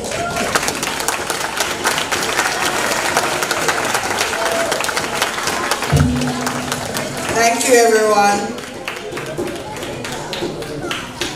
Excellent job. Love Our Nation, Children's Theater Group. And for those of you in the South Florida area, you have children, grandchildren, this is part of the after-school program. So please, check them out. And so, we're going to bring up Baba Pearson. Baba Pearson is a herbologist. And he has designed a 4-season detox protocol for our system, our bodies, our immune system, our circulatory system, our nervous system. The list goes on. So we will give Baba Pearson a chance to talk about his detox protocols. Thank you.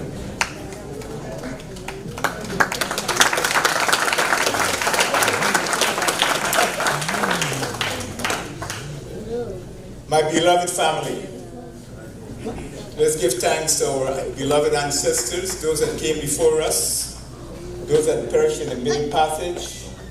Let's give thanks and honor the Rastafari movement, His Majesty Empress Mene, and the works that presented for us for the last 70, 80 years, and for yourselves for being here.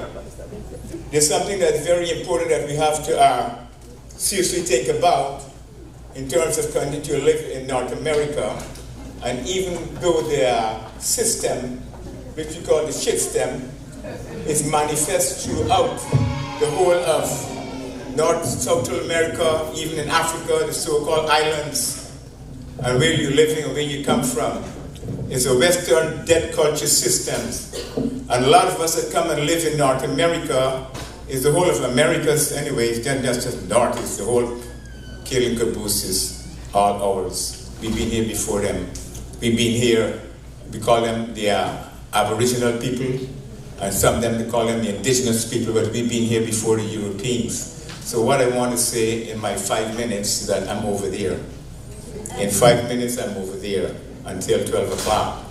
So those of you that have ears to hear, you really need to sit down and focus on what that you're going to do with the rest of your life while you're on the earth. And not only for yourself, for your children and your grandchildren, your future grandchildren, your generations to come. Because we have been duped, we've been bamboozled, and we've been given a trick bag, and we've been eating foods that is causing us to be sick today.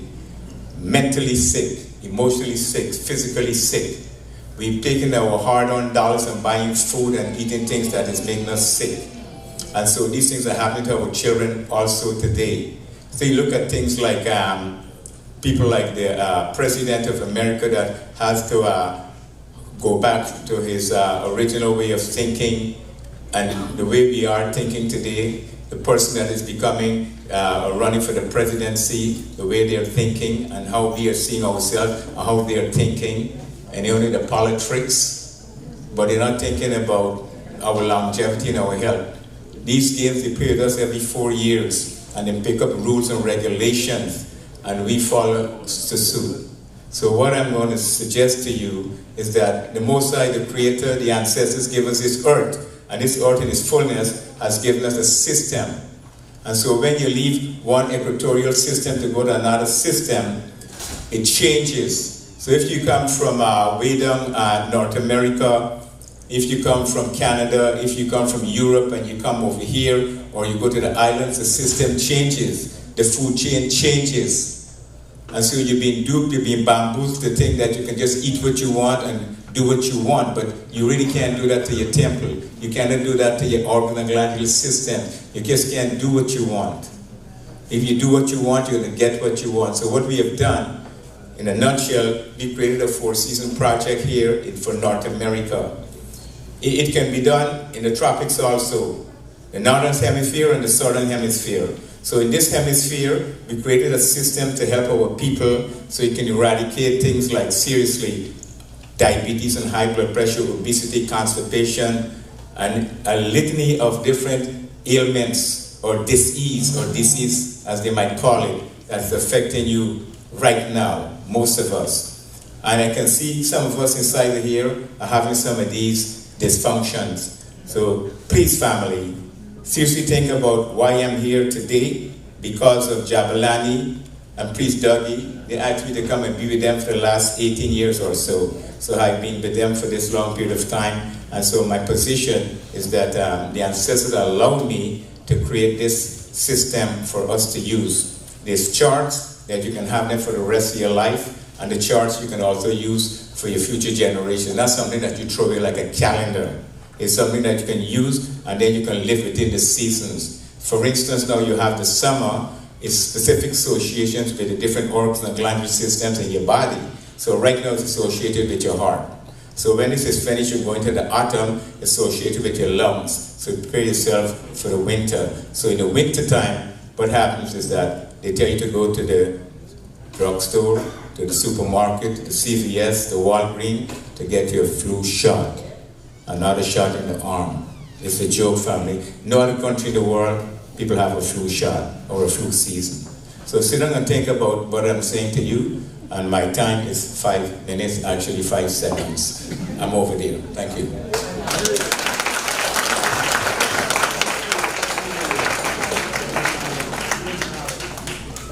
Thank you, Baba Pearson, and we would like to take the opportunity to thank our corporate partners as well.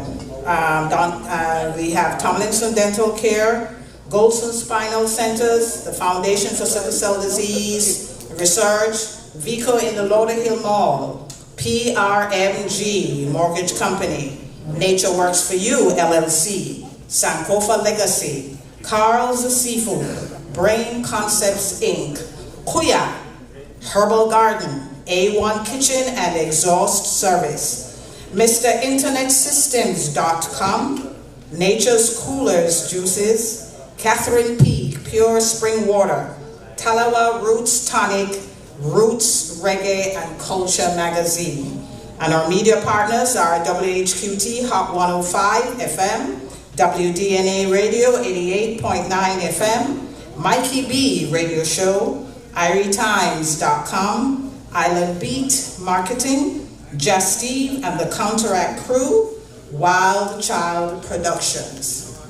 So we are very grateful to our partners, our sponsors, because without them, this couldn't happen. So we thank them. At this time, I would like to introduce our keynote speaker, Mr. Cimarron Reed Bandele. Cimarron Reed Bandele, that's a tongue tie, isn't it? is a dedicated community leader and activist originally from Hartford, Connecticut, now residing in Durham, North Carolina with his wife and 4 children. When he served as a president of Division number 459 of the Universal Negro Improvement Association and African Communities League, he played a pivotal role in advancing the organization's mission. Cimarron co-founded the former Nile Valley Children's School and is also a co-founder of the new Community Development Center, both of which have significantly contributed to grassroots community education and development. Additionally, Reed Bandele is also the founder of the Marcus Garvey Society, which is committed to perpetuating the legacy and principles of Garveyism and ensuring its relevance for future generations. Cimarron Reed Bandele's lifelong commitment to community empowerment and education has made him a respected figure in his community and beyond. Ladies and gentlemen, please help me welcome Mr. Cimarron Reed Bandele.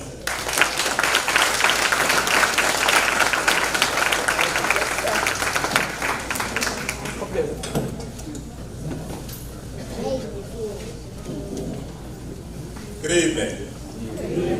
Repeat after me, please, and with conviction. One God. One aim.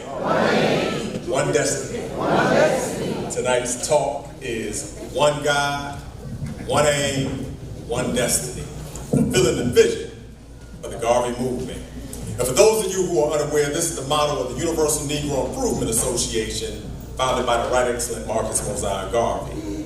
But to me personally, it's more than just a motto, it's the foundational roots in which the Garvey movement stands on. One God. See, people often associate the movement with race first, but tonight I want us to take a close examination of the Garvey movement's creed, African fundamentalism, written by Marcus Garvey. He puts God first. Most people listen to a salvage excerpt of it as a motivational speech, but it was really intended to be posted in the homes of the members and for their children to memorize. He says, "Your first allegiance shall be to your God." And though profoundly Christian, the movement was also made up of members outside of the Christian faith. Notable members such as composer and band director Rabbi Arnold Josiah Ford and his congregants were Hebrew. Deuce Muhammad Ali of the popular African Times and Orient Review was Muslim. And Carlos Cooks, he was the founder of the African Nationalist Pioneer Movement and also former president of the New York Advanced Division. He was atheist. But see, this aligns with what Malcolm X once said. Despite religious, political, economic, educational, or social differences, remember this. We're not brutalized because we're Baptists. We're not brutalized because we're Methodist. We're not brutalized because we're Muslim. We're not brutalized because we're Catholic. We're brutalized because we're black people in America, and as we just recently witnessed, just a month ago, the assassination of Sonia Massey in the state of Illinois. But I digress. Mr. Garvey goes on and says, your family, race, and country. And if you notice, race is towards the end, but he puts God first. And referring to God, he says, God has given us a universal vision. He named his organization the Universal Negro Improvement Association. And don't be confused with the word Negro, because we did more as Negroes then than what we do as Africans today. So why Universal Negro? Why not Pan-African? Mr. Garvey was well aware of the Pan-African movement led by the esteemed W.E.B. Du Bois. But he chose to continue in the legacy and rich tradition of early black nationalists of the 18th and 19th century, such as Bishop Richard Allen, founder of the Free African Society and the African Methodist Episcopal Church, Martin Delany, who coined the slogan, Africa for the Africans, in 1859. Mr. Garvey would later come along and state, those at home and those abroad. And Mary Ann Shadd Carey, publisher and editor of the Provincial Freeman, the first woman to publish a newspaper in North America. See, Mr. Garvey was concerned with the universal Negro, or the universal African, if you will. At a very early age, my father taught me that the first law of nature is self-preservation, but the first law of the universe is order. See, the universe, by definition, means beyond, boundless, and expansive. The universe is the only entity in which we witness the past and present at the same time. In the course of African philosophy, Mr. Garvey devotes a lesson on God and one on the universe. He says, or at least he points out, that God is universal intelligence. But he also goes on to say, out of our own creative genius, we make ourselves what we want to be. 1A, practice makes better. Practice makes improvement. As nationalists, we're improving on ourselves. As Garveyites, we're improving on ourselves. When I was a former president of Division 459, there's an elder brother in our community who often likes to joke with me. And every time he sees me, he'll say, "Hey brother, how many Negroes have you improved today?" And then he'll walk off and laugh. I said, thank God Garvey didn't name the organization the Universal Negro Perfect Association. See, in our creed, Mr. Garvey simplified the motto by saying, God, race, and country. Our movement is composed of 11 aims and objects, but it's the first aim that encompasses all of them. And that is to establish a universal confraternity among the race. Remember what I said earlier. The first law of the universe is order. Confraternity. The prefix con in confraternity means with or together. Coming together.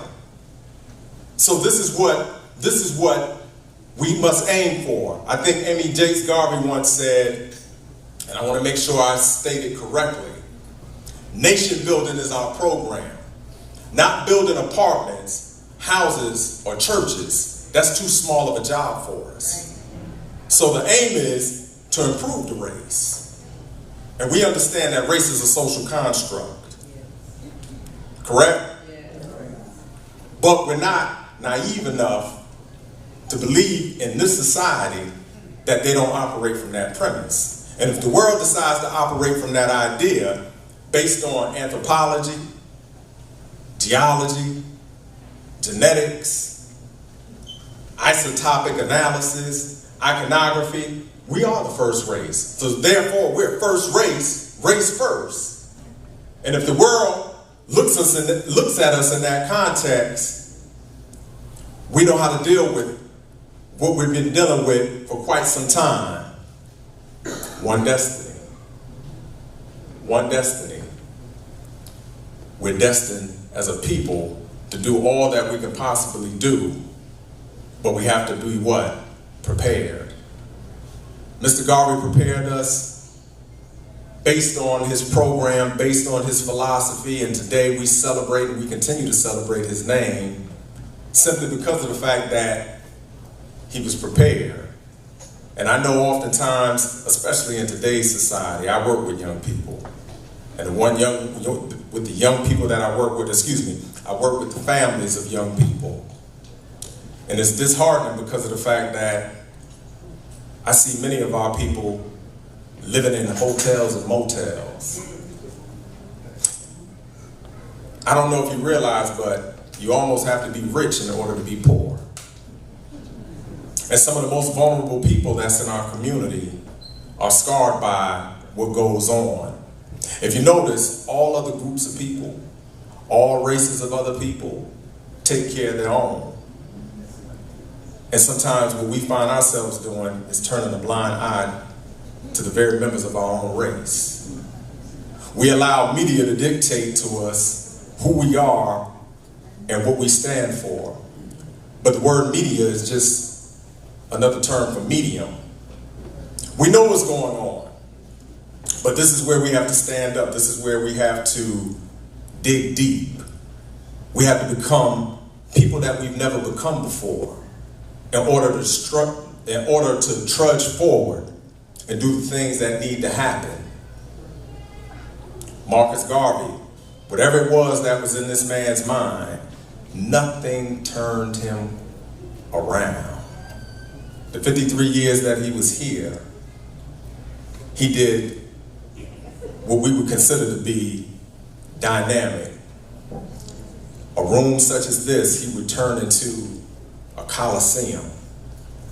And he was able to touch the minds and the hearts of members of our race everywhere, irrespective of nationality, irrespective of language. Everyone understood that one idea, and of course that was one God, one aim, and one destiny. So tonight, I want us to think about Mr. Garvey's legacy and how we can continue to fulfill the actual vision in which he put forth. I'm a Garveyite. I'm a Garveyite to the death. I know you all probably looked at me and said, who is this Negro in this uniform? I became a Garveyite back in 2000. But I was talking with Brother Jabalani earlier last night, and I was just kind of giving him a brief history of how I entered into the movement. And I had been reading about Garvey as far back as the 90s. By 95, 96, I had gone to Washington, D.C., and I attended an African liberation program. And this was the first time that I had come in contact with some real Garveyites. And they encouraged me to stay in contact, and I went back to North Carolina, and I was a student at the time. And I connected with a brother that was in the Richmond, Virginia area, and he said to me, he said, it would be better if you just go ahead and form the division of your own versus joining our division, because you would get more out of it. And so later, I hooked up with some brothers and sisters, and we formed a division. In fact, some of my family is here tonight out of Hartford, Connecticut. Brother Newman Davis, if that brother can stand. He's been with this movement.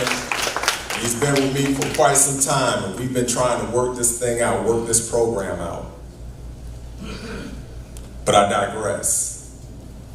I want you all to understand that this is not just a simple movement. I appreciate the fact that Jabalani has been doing this for 20 years, and just to see all of the young people that's in the room knowing that we're passing something on. Passing something on that's greater than ourselves. Once we're gone, our names may be forgotten. But Mr. Garvey's work will still continue on. One of the things that we learned in the course is once it hits a certain time at night, we don't go beyond a certain hour. But at this time, what I would like to do is recognize, if they would not mind coming up, Brother Jabalani and Prince Dougie. I want to honor them with the Star of African Redemption.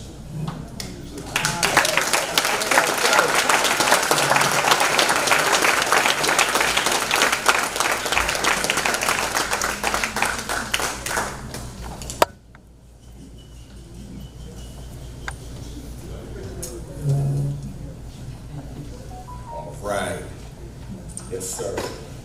This is the Star of African Redemption from the Marcus Garvey Society.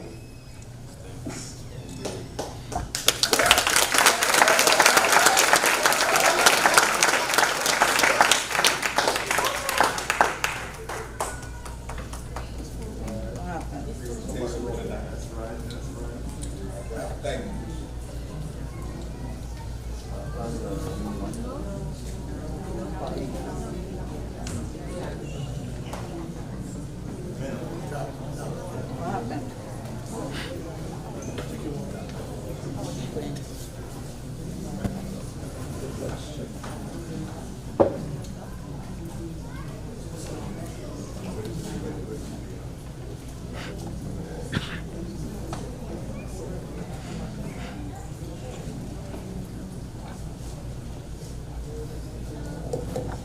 Ladies and gentlemen,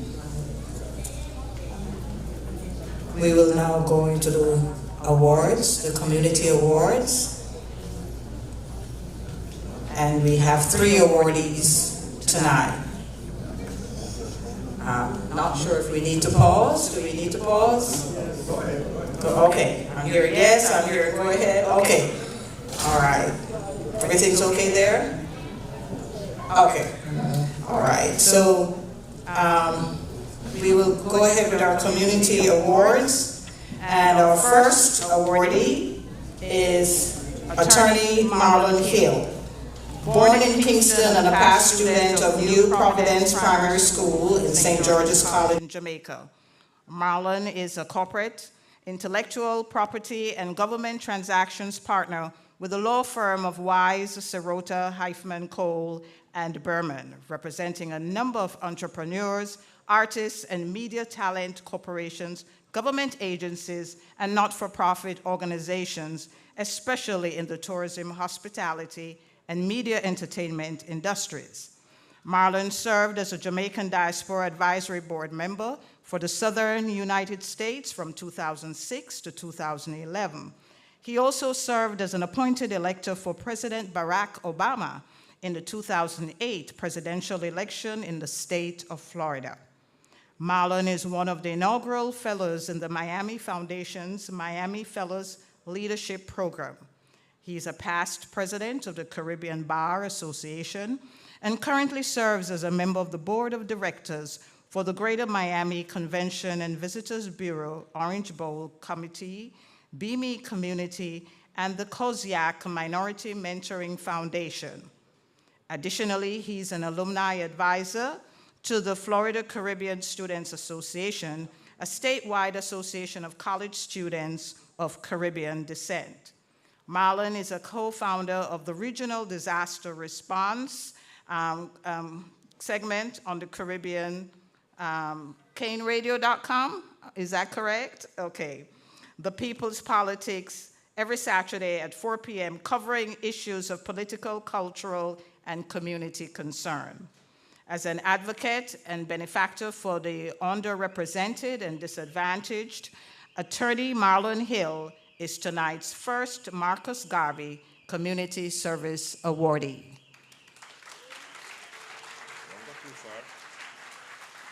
And this award says 20th Annual Marcus Garvey Roots Extravaganza. The 2024 Marcus Garvey Community Service Award presented by Roots Foundation, Inc. to Marlon Hill for your exceptional and exemplary service to the South Florida Jamaican community. Saturday, August 17, 2024. Mr. President, come make the presentation, sir. Brother Hill.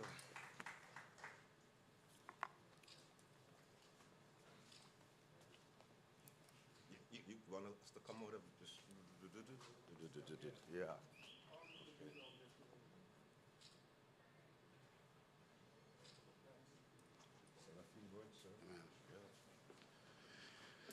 Greetings. Forward ever. Very important year to be saying that. Every morning you get up. Forward ever. My brothers and sisters, I want to thank Commissioner Chambers and the CG who was here for welcoming us. Ms. Garvey, please give my regards to Mr. Julius when his birthday comes around next month. My family, we should not invest our power into any corporate office or Oval Office. The power that we have resides in each and every family that is in here, to instill in our young people that their black skin should never, ever be a badge of shame, but something of honor every time they walk out of their homes.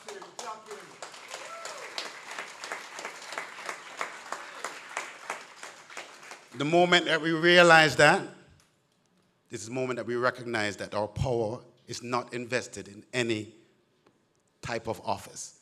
However, as I close, that this year, there is no coincidences that someone is aspiring to one of those offices that is just an hour away from both of their ancestors' birthplaces in St. Anne's, Jamaica. Let us be reminded that we need to remind that the right most honorable Marcus Garvey, it needs to be made right by one of these offices. And it is your power for us to make sure that that is done sooner than later. Thank you very much.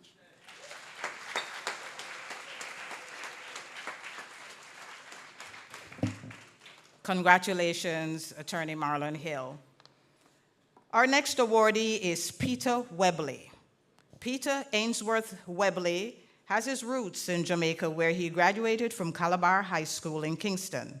At age 17, his family moved to Southwest Miami. He attended Miami-Dade Community College and has been designated as one of their successful alumni. He also attended the University of South Florida in Tampa, where he graduated with a degree in marketing and management. Webley, now 62, began his newspaper career by delivering papers for the Miami Today newspaper. He quickly advanced from deliveries to sales, eventually becoming an account executive and top producer for the newspaper. In 1987, Webley left Miami Today to assume the position of advertising manager at the Kendall Gazette. After leaving the Kendall Gazette, he started Caribbean Today news magazine from the back patio of his father's Miami home. That was in December 1989. 35 years later, Caribbean Today is a thriving survivor of the numerous challenges facing all news publications. Webley notes that his paper was able to survive Hurricane Andrew and the Great Recession of 2007 to 2008. Webley stated with pride, "We have seen over 28 other publications come and go over the years, and we are still here." Now a maturing tabloid-sized publication, this Florida-based newspaper has made its name by providing news and information about the Caribbean and South Florida to both local Caribbean people as well as the wider U.S. community in South Florida. With the advent of the internet, the paper's reach extends far beyond South Florida. The Metro-Dade Communications Department recently conducted its own audit of over 72 publications it does business with. Caribbean Today ranked 6th overall and number 1 as a Black publication.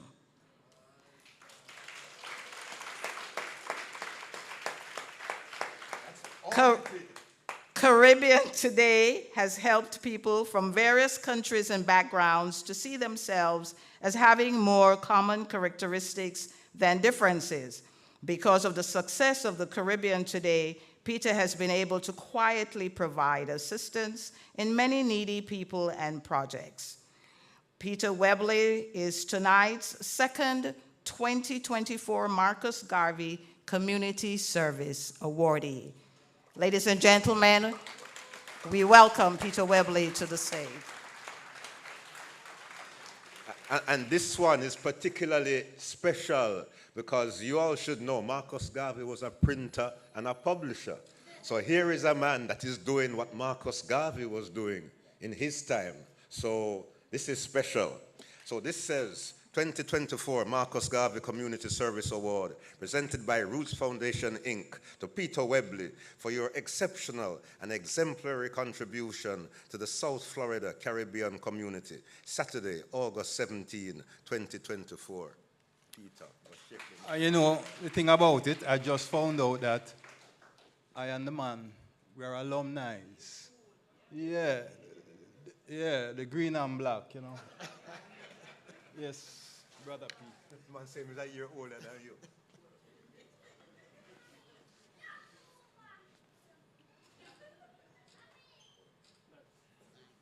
Peter, say a few words, please. Good night, good night. You know, generally, I like to write about other people and put a spotlight on them and shy away from the spotlight myself, because in my world, it's better to work from behind the scenes than to be in front of the camera at all times. But tonight is different. This is really, really a special award. You know, in December, it will be 21 years that they give my wife 10 days to live. And in that very year, it was our 10th anniversary. And I chose to renew our vows in a church in Ocho Rios that Marcus Garvey used to attend. And it has come full circle, that I am here receiving this award, because just as how he made us proud and gave us a charter, what we had to do as Black people, my charter back then was to stand with my wife and my family and my community as we all rose together. And this year, very, very encouraging things are happening, as Marlon pointed out. There is no more important time in our life than what is about to happen in November. Barack Obama went first, but now we have a mama who is coming after. And it is of no surprise to me that she may, as my wife will say, will be the next president of the United States. And what an honor that would be to know that it is a Black woman. How special could that be? And we need to lift her up and push her forward, as we also will give her a mandate to continue to lift all of us up. And with that, I say thank you very much.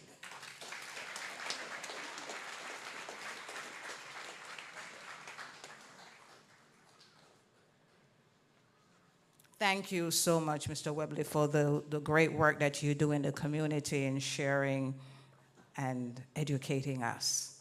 Thank you. Our next awardee is Catherine Malcolm.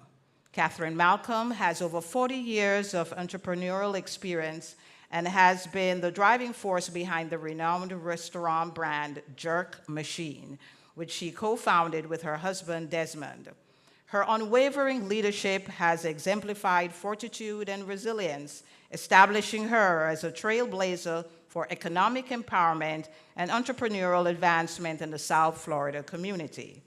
A multifaceted individual, she seamlessly transitions between roles as a restaurateur, community activist, inventor, investor, published author, poet, singer, songwriter, business coach, motivational speaker, and transformational leader. Wow. Her creative pursuits extend to playwriting and screenplays, showcasing her diverse talents and boundless creativity. Beyond her professional endeavors, Catherine is deeply engaged in philanthropic initiatives, including being the founder of Portabella Foundation, a 501c3 nonprofit focused on foster kids who age out, many of whom are faced with homelessness, incarceration, or are easy prey to sex trafficking predators. Her commitment to uplifting others is evident through her involvement with various organizations, including Jamaica USA Chamber of Commerce, the Jamaica Women of Florida, and the Kiwanis. She contributes generously with her time and expertise to countless organizations that are aligned with empowerment, diversity, and inclusion. Catherine is best described as a visionary creator of impactful brands that resonate with global goodness. She has collaborated with other teams and change makers to establish food forests in Uganda and India. Catherine continues to inspire others to dream big and embody the essence of magnanimity in all endeavors. She likes to say, dream big, dream always. Throughout her illustrious career, Catherine has been honored with numerous business, and tonight she has the honor of receiving the third 2024 Marcus Garvey Community Service Award. Let's welcome Catherine Malcolm.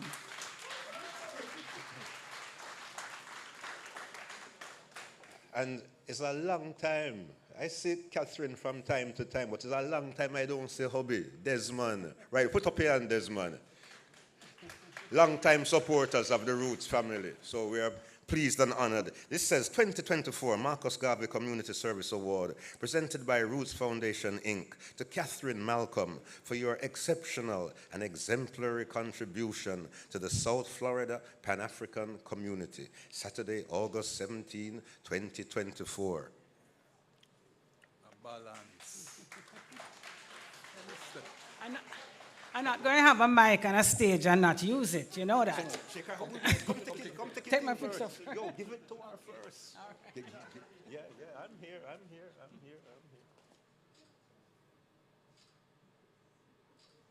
Thank you. Thank you so much. Go ahead now. So first of all, I'd like to acknowledge our keynote speaker. I hope he's doing all right, Mr. Reed. And thank you very much for your inspiration. So I want to say, when I was 10 years old, my first project, I went to Meadowbrook Prep School, and my first project was to do the national heroes. And I chose Marcus Garvey. And of course, everybody else in the class was laughing because of the hat that he's wearing. And they had to say that you're going to have to wear that hat. But nobody else chose Marcus Garvey. So it was an easy A for me. It was actually the first time I got a really standing ovation at A, because I felt that Marcus Garvey was channeling me.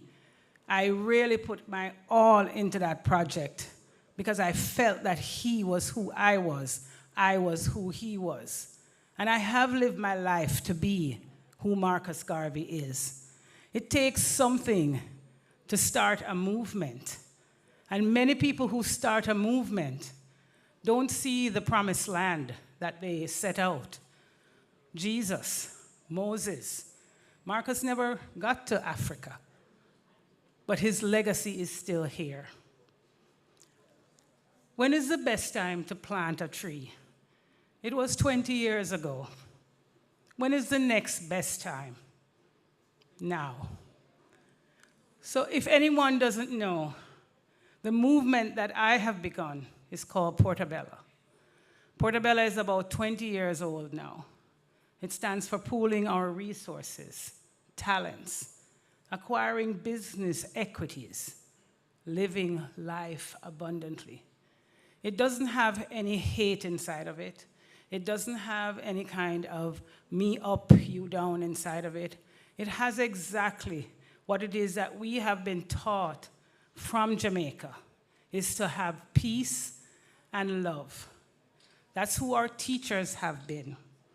So remember, as Jamaicans, we are responsible for bringing peace and love to this world.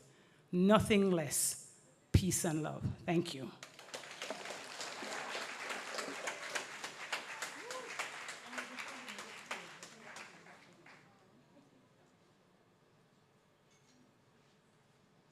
Thank you so much.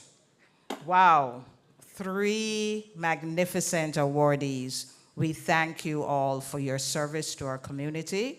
And for those of you who were listening carefully, please remember these members of our community and don't hesitate to find out more if you need to know more. And in closing, we talked about peace and love. And so I think... okay, so Brother Jabu wants to interrupt me, so I'll step aside. We have one more award to present that wasn't on the bill, but it's still happening. A surprise award. Yeah, and it might surprise many people to see what's happening Yo, this thing don't sound so good enough. Steve, come here a second, please. It sounds good? Yeah, okay. I know.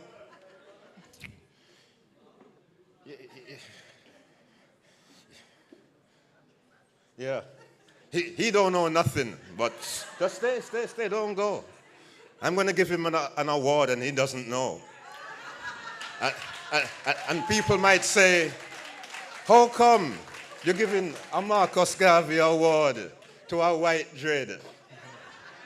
Well, all of the stereotypes you might have about white Rasta don't apply to him.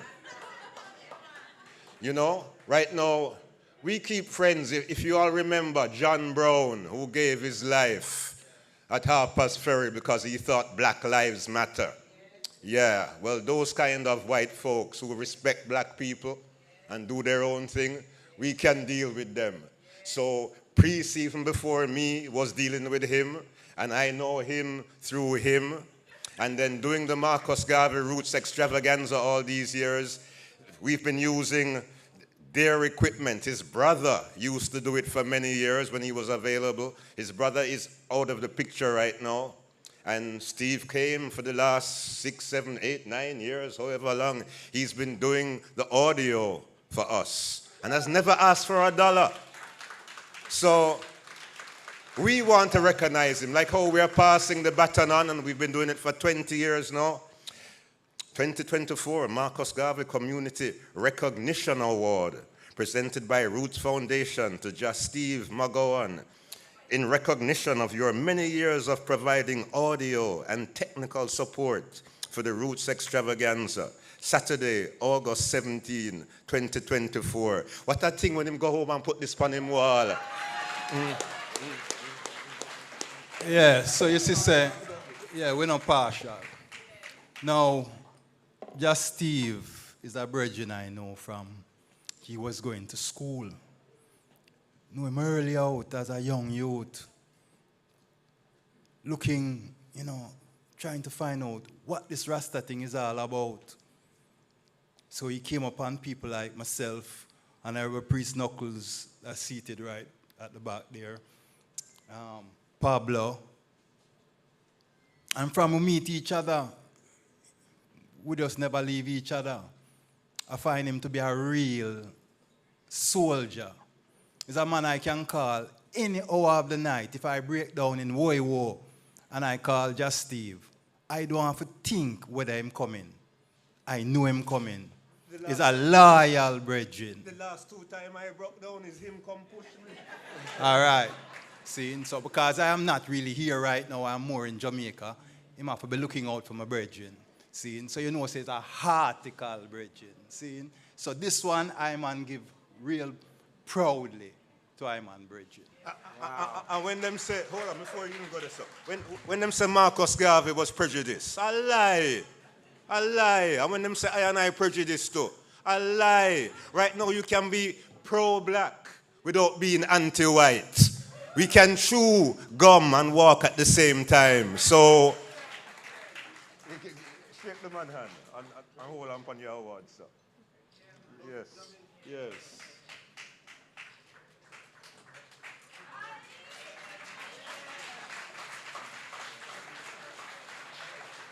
Wow, give thanks, Bridget. Say a few words if you want to say a few words. Speak on the mic. Yeah, well, I want to say first and foremost, thank you. Jadi, Priest Dougie, Priest Knuckles. When I was first interested in learning more of Rastafari movement, it was maybe, 30 years back or so. And I was here in South Florida where I'm born and grown.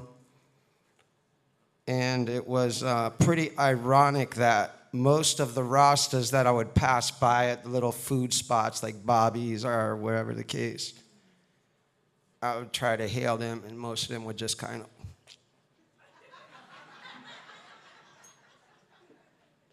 say, all right, that's cool. You know, it is what it is.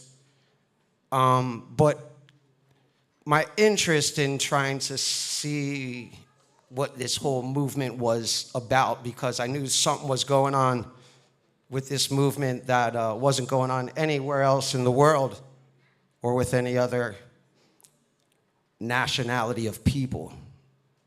So it was pretty ironic that it was Priest Dougie, Priest Knuckles, who are movements of the Ethiopian Africa Black International Congress Church of Salvation, the blackest of the Rastafari movement. You know what I mean? Yeah, Bobo is the blackest because it stands up for straight Africa redemption. And they were the ones that welcomed me, ironically, and said, yeah, come. Gave me my first literatures. I would go and say, yo, can I borrow this? I'd take it to Kinko's and do what is that called again? Yeah, Xerox copy, because we didn't have no internet, we didn't have no things to share with each other. So it was pretty ironic that these people from the most blackest of the Rastafari movement were saying, come to our celebrations, come to our gatherings. And I would come honoredly, and I'd most of the time be the only white guy there, and it was all good. But over these years now of just staying true fast and having brothers like these and having exemplary figures like these that are very monumental in my life, it's a great honor and privilege to receive this reward. So thank you guys, and we'll see you next year.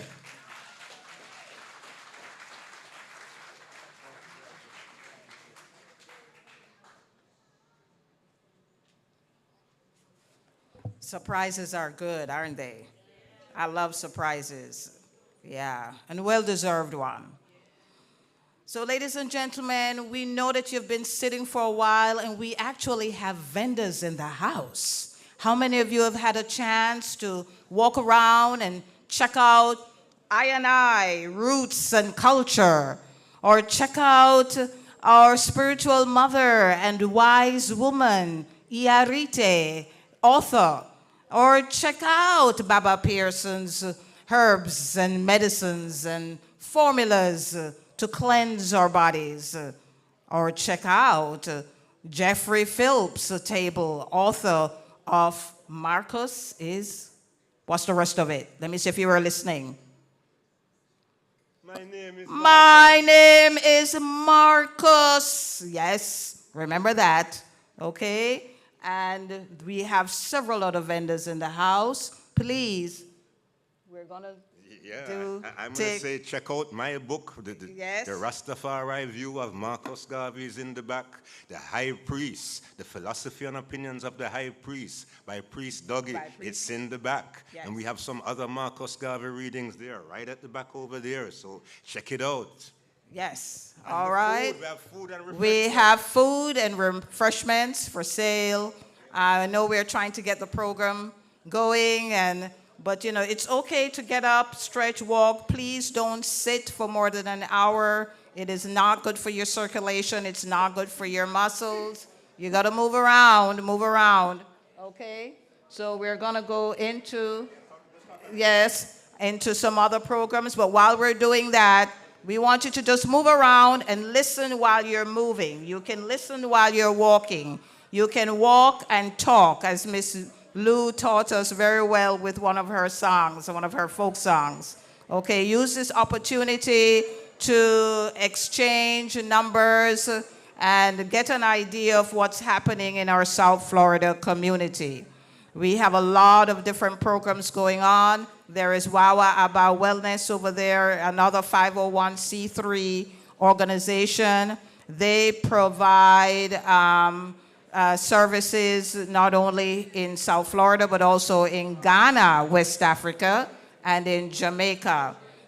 Check them out. They have items from Ghana, and proceeds from these sales go towards the cultural and learning center that's being developed in Ghana as we speak.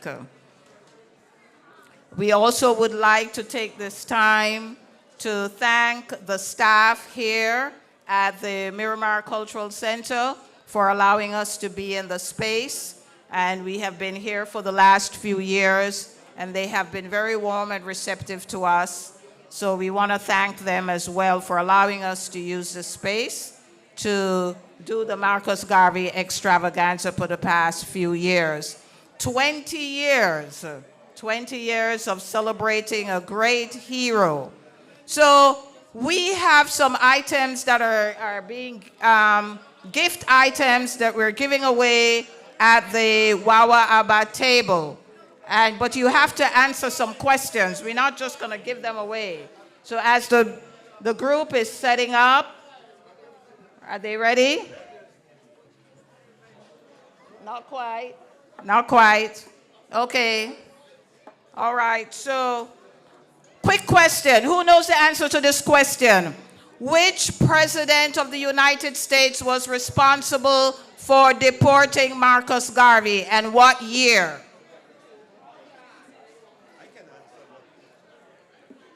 If you answer this question, we have a CD in the back. The question is, which president of the United States was responsible for deporting Marcus Garvey?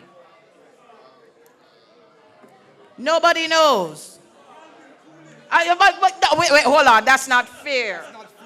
That's not fair. You did the comic book, so you know. Anyone else in the audience? Which president of the United States was responsible for deporting Marcus Garvey? Someone over there? Coolidge. Calvin Coolidge. What year? What year? 1930. 1927. No, I'm just checking them to see if they know. 1927. So who will get the prize? 2.5 years. Who will get the prize? Okay, you can get the CD. A drumming CD with meditation and spiritual empowering drumming.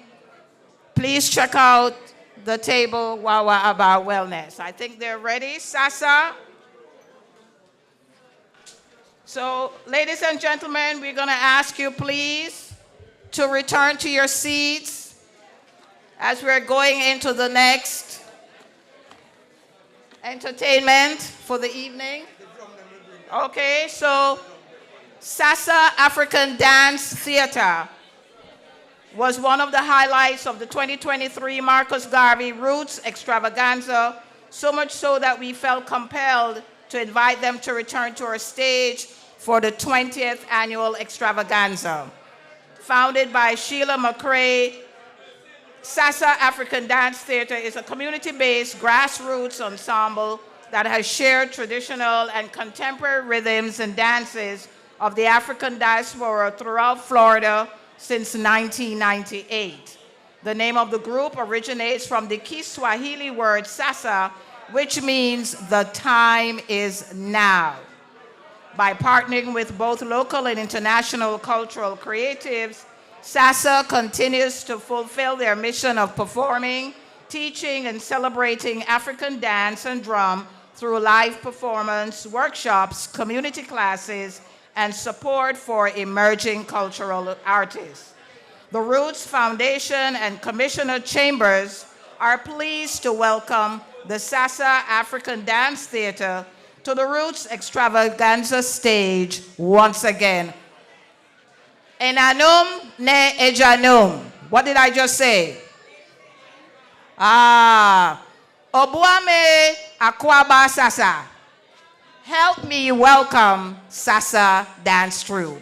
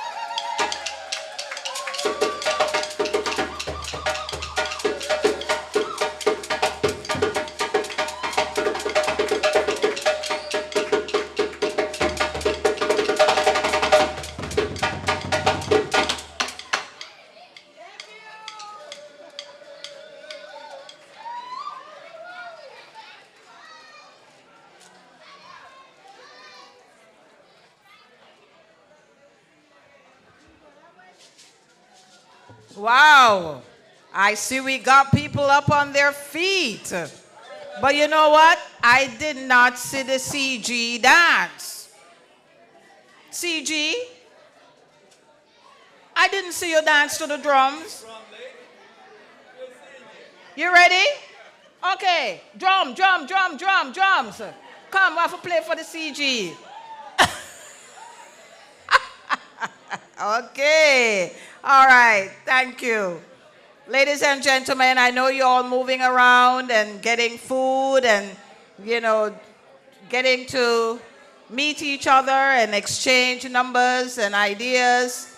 But I want to mention Papa Wabe's So Real Sorrel. Anybody taste him sorrel yet?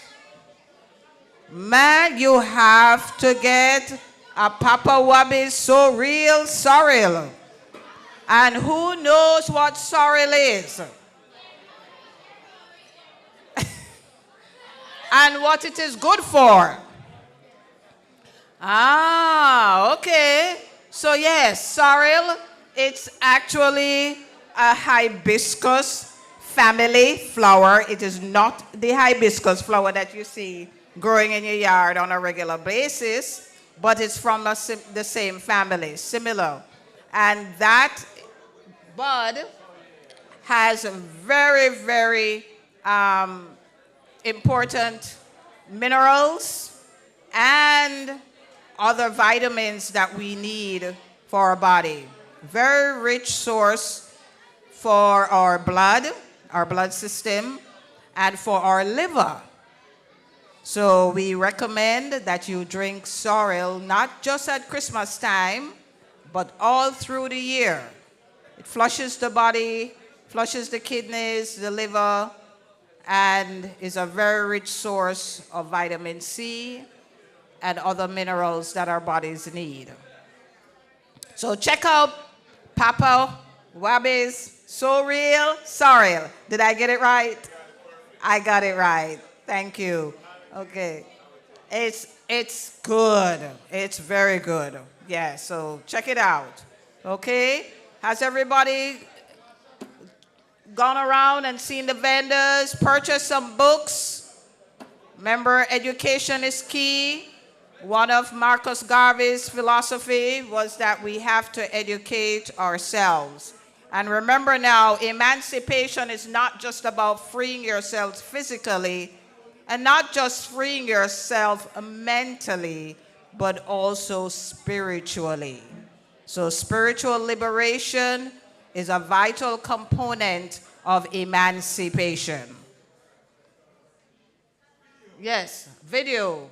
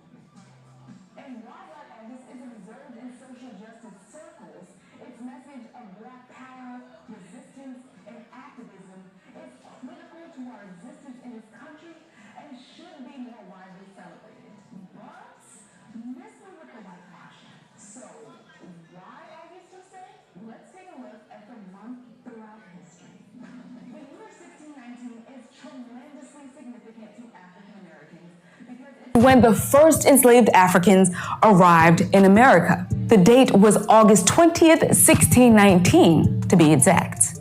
Over a century later, there was the Haitian Revolution. On August 14, 1791, Toussaint Louverture led an army of enslaved people, which ultimately resulted in Haiti becoming the first Black republic in the world. Then there was Nat Turner's Rebellion, which popped off in August 1831. Overseas, Britain's Slavery Abolition Act, which abolished slavery in most of its colonies, took effect on August 1st, 1834. But the legislation was first passed on August 28th, 1833. Which brings us to another monumental date in Black history. Ava DuVernay highlighted August 28th in a film for the Smithsonian's National Museum of African American History and Culture back in 2016.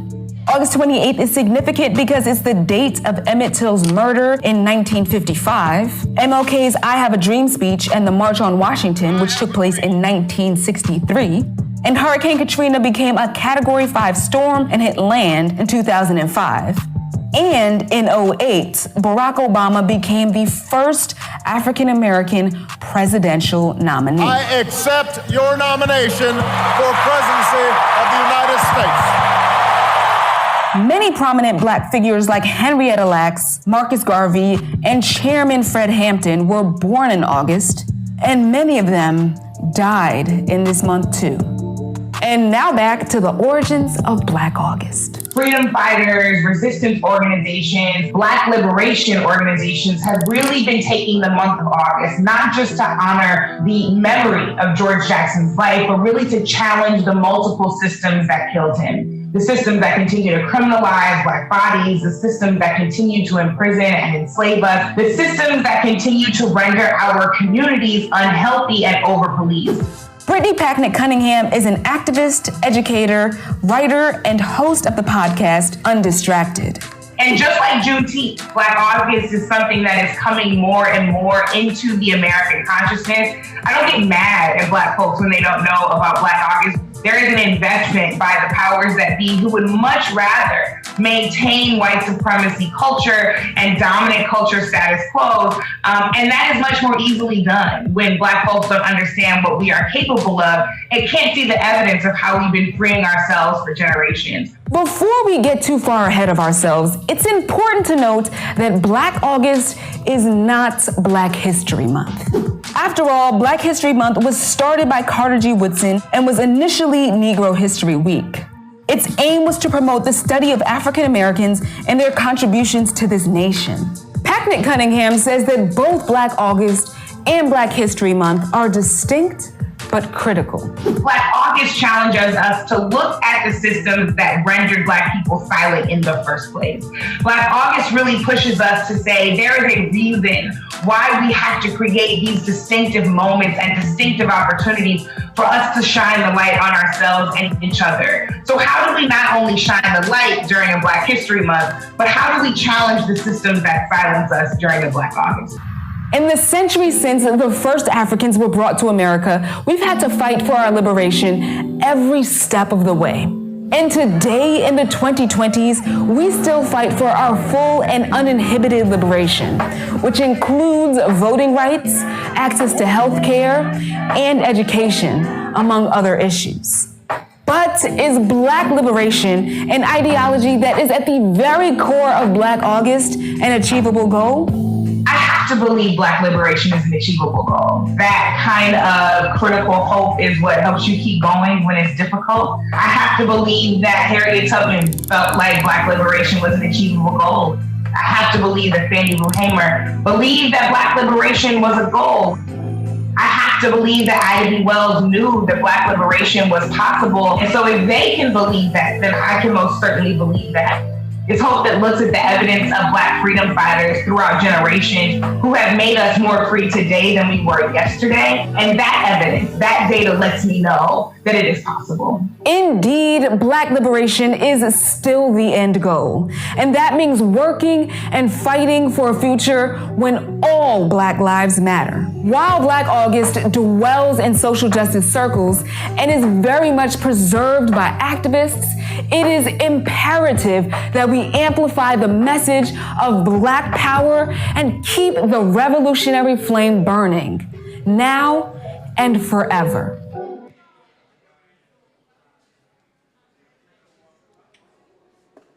Black power, now and forever. Is everyone ready? Are you ready to take that step to be powerful and to empower your minds and empower each other? Yes. Now is the time. Now is the time to do so. So, ladies and gentlemen, we would like to close out the show. We thank you so much for coming. And we would like to, again, soothe your ears and your mind with the lovely voice of Lady Tia. Let's hear it for Lady Tia.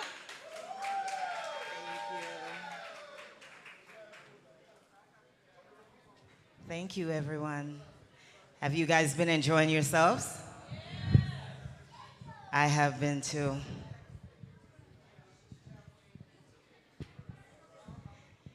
So like they said, my name is Lady Tia, and I joke all the time when I do my interviews. People ask me, you know, where can they find my music? And I just tell them that I'm Googleable. So Google me, and you'll find me. Ladytia. Run the track.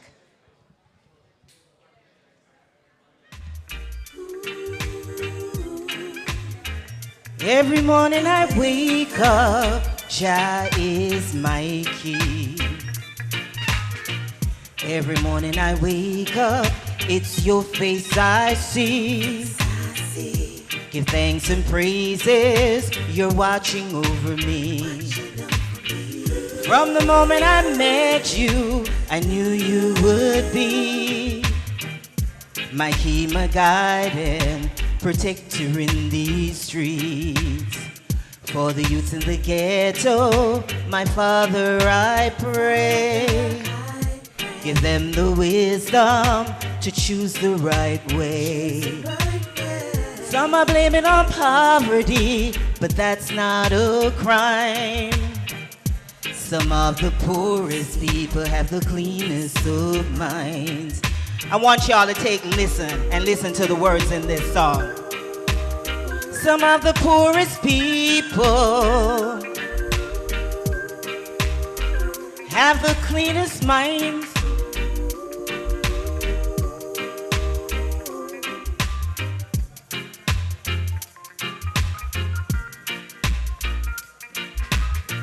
For the youths in the ghetto, my Father, I pray. Give them the wisdom to choose the right way. For the lack of knowledge, this nation will bleed. See, our problem is jealousy and greed. Some are blaming on poverty, but that's not a crime, no. Some of the poorest people have the cleanest of minds. For the youths in the ghetto, my Father, I pray. Give them the wisdom to choose the right way. For the lack of knowledge, this nation will bleed. See, our problem is jealousy and greed. For the lack of knowledge, this nation will bleed. Father, hear my prayer, hear my plea. Thank you. And I have one more song that I'm gonna do, and it's called Intervention. And I know every time you guys turn around, it's always, we need an intervention. We need an intervention. So I'm gonna play Intervention for you. Run the track, Just Steve.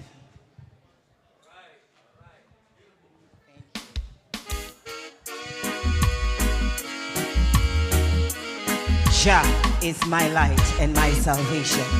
Whom shall I fear as I trot along this road?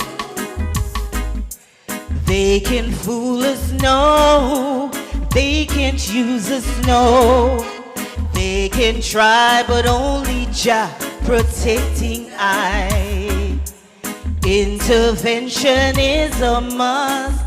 In Jah we'll put our trust. They can try, but I will never give Jah up. Jah, Jah, please guide I and protect I.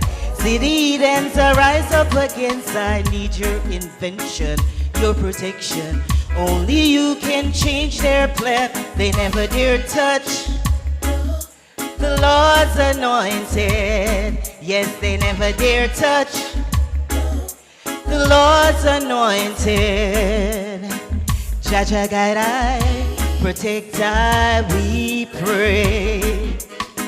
Jah, Jah, guide I, protect I, we pray. How much of y'all want an intervention? Let me see y'all hands in the air.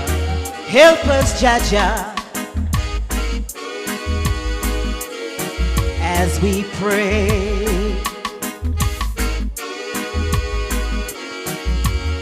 Help us, Jah, Jah, along the way. Jah, we need you more and more. Can't believe they're acting so cold. Yes, we need you more and more. Can't believe they're selling their souls. To thee I pray, night and day, to guide my footsteps as I trot along the way. To thee I pray, night and day, to guide my footsteps as I trot along the way. They can fool us, no. They can choose us, no. They can try, but only Jah protecting I. Intervention is a must. In Jah we'll put our trust. They can try, but I will never give Jah up. Help us, Jah, Jah, as we pray.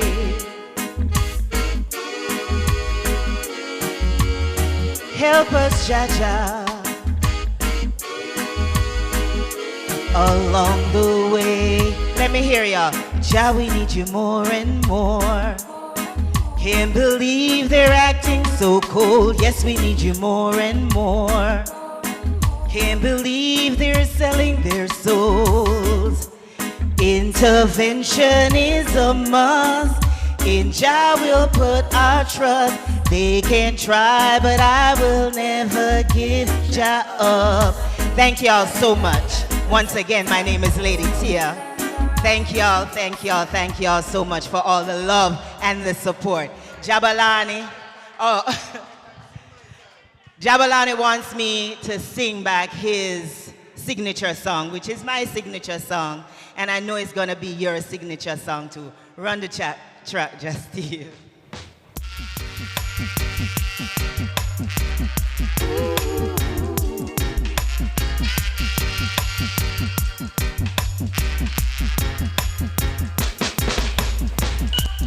You had your chances, you made your moves. I held no grudges, no attitude. You made your mark, you stated your claim. Now it's time to change the game. I'm pursuing my dreams now. It's my time to shine. I'm gonna stand up and claim what's rightfully mine. I'm a strong black woman, and here's what I'll do. I soar beyond your expectations. Watch and let me show you, because it's my turn to move. And I've got the world in a dancing mood, because it's my turn to play.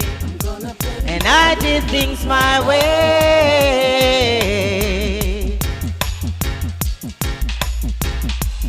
I'm loved by most, hated by just a few. Thanks for all your motivations, I'll push on through. This is my time to shine, ain't no turning back. With your grace and mercies, there's nothing that I lack. This is what y'all need to tell them. It's my time, my time.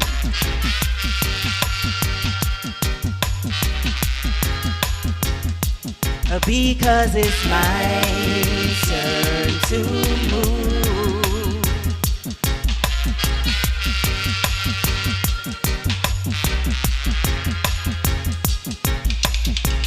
I'm pursuing my dreams now. You know it's my time to shine. I'm gonna stand up and claim what's rightfully mine. I'm on the road that's leading to my success. Just step aside and let me excel like everyone else, because it's my turn to move. And I've got the world in a dancing mood, because it's my turn to play. And I'll do things my way. I'll do things my way. I did things my way.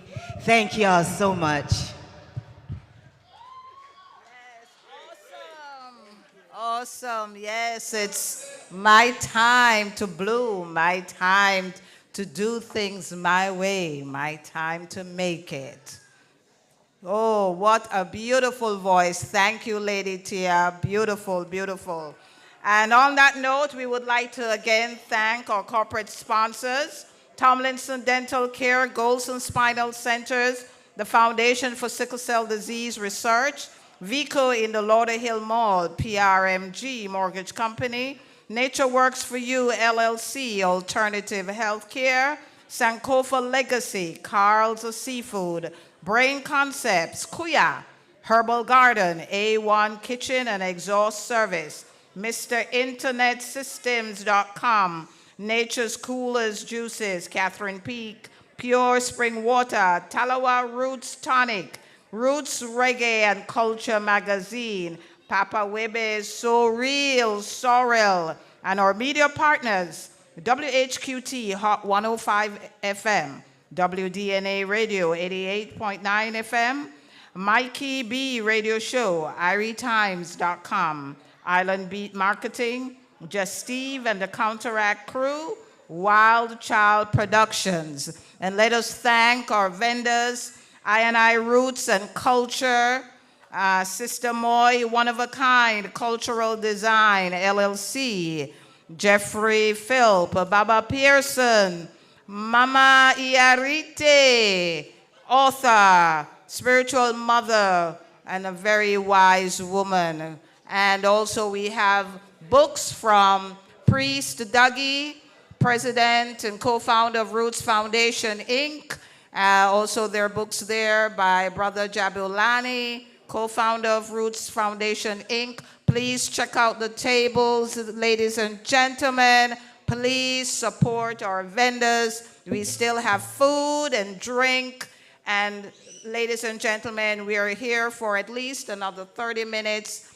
Take the time to exchange thoughts, ideas, and let's keep it moving. Let's make it our time. Let us ensure that we continue to listen, learn, and love. Enanum ne nejanum medasipa.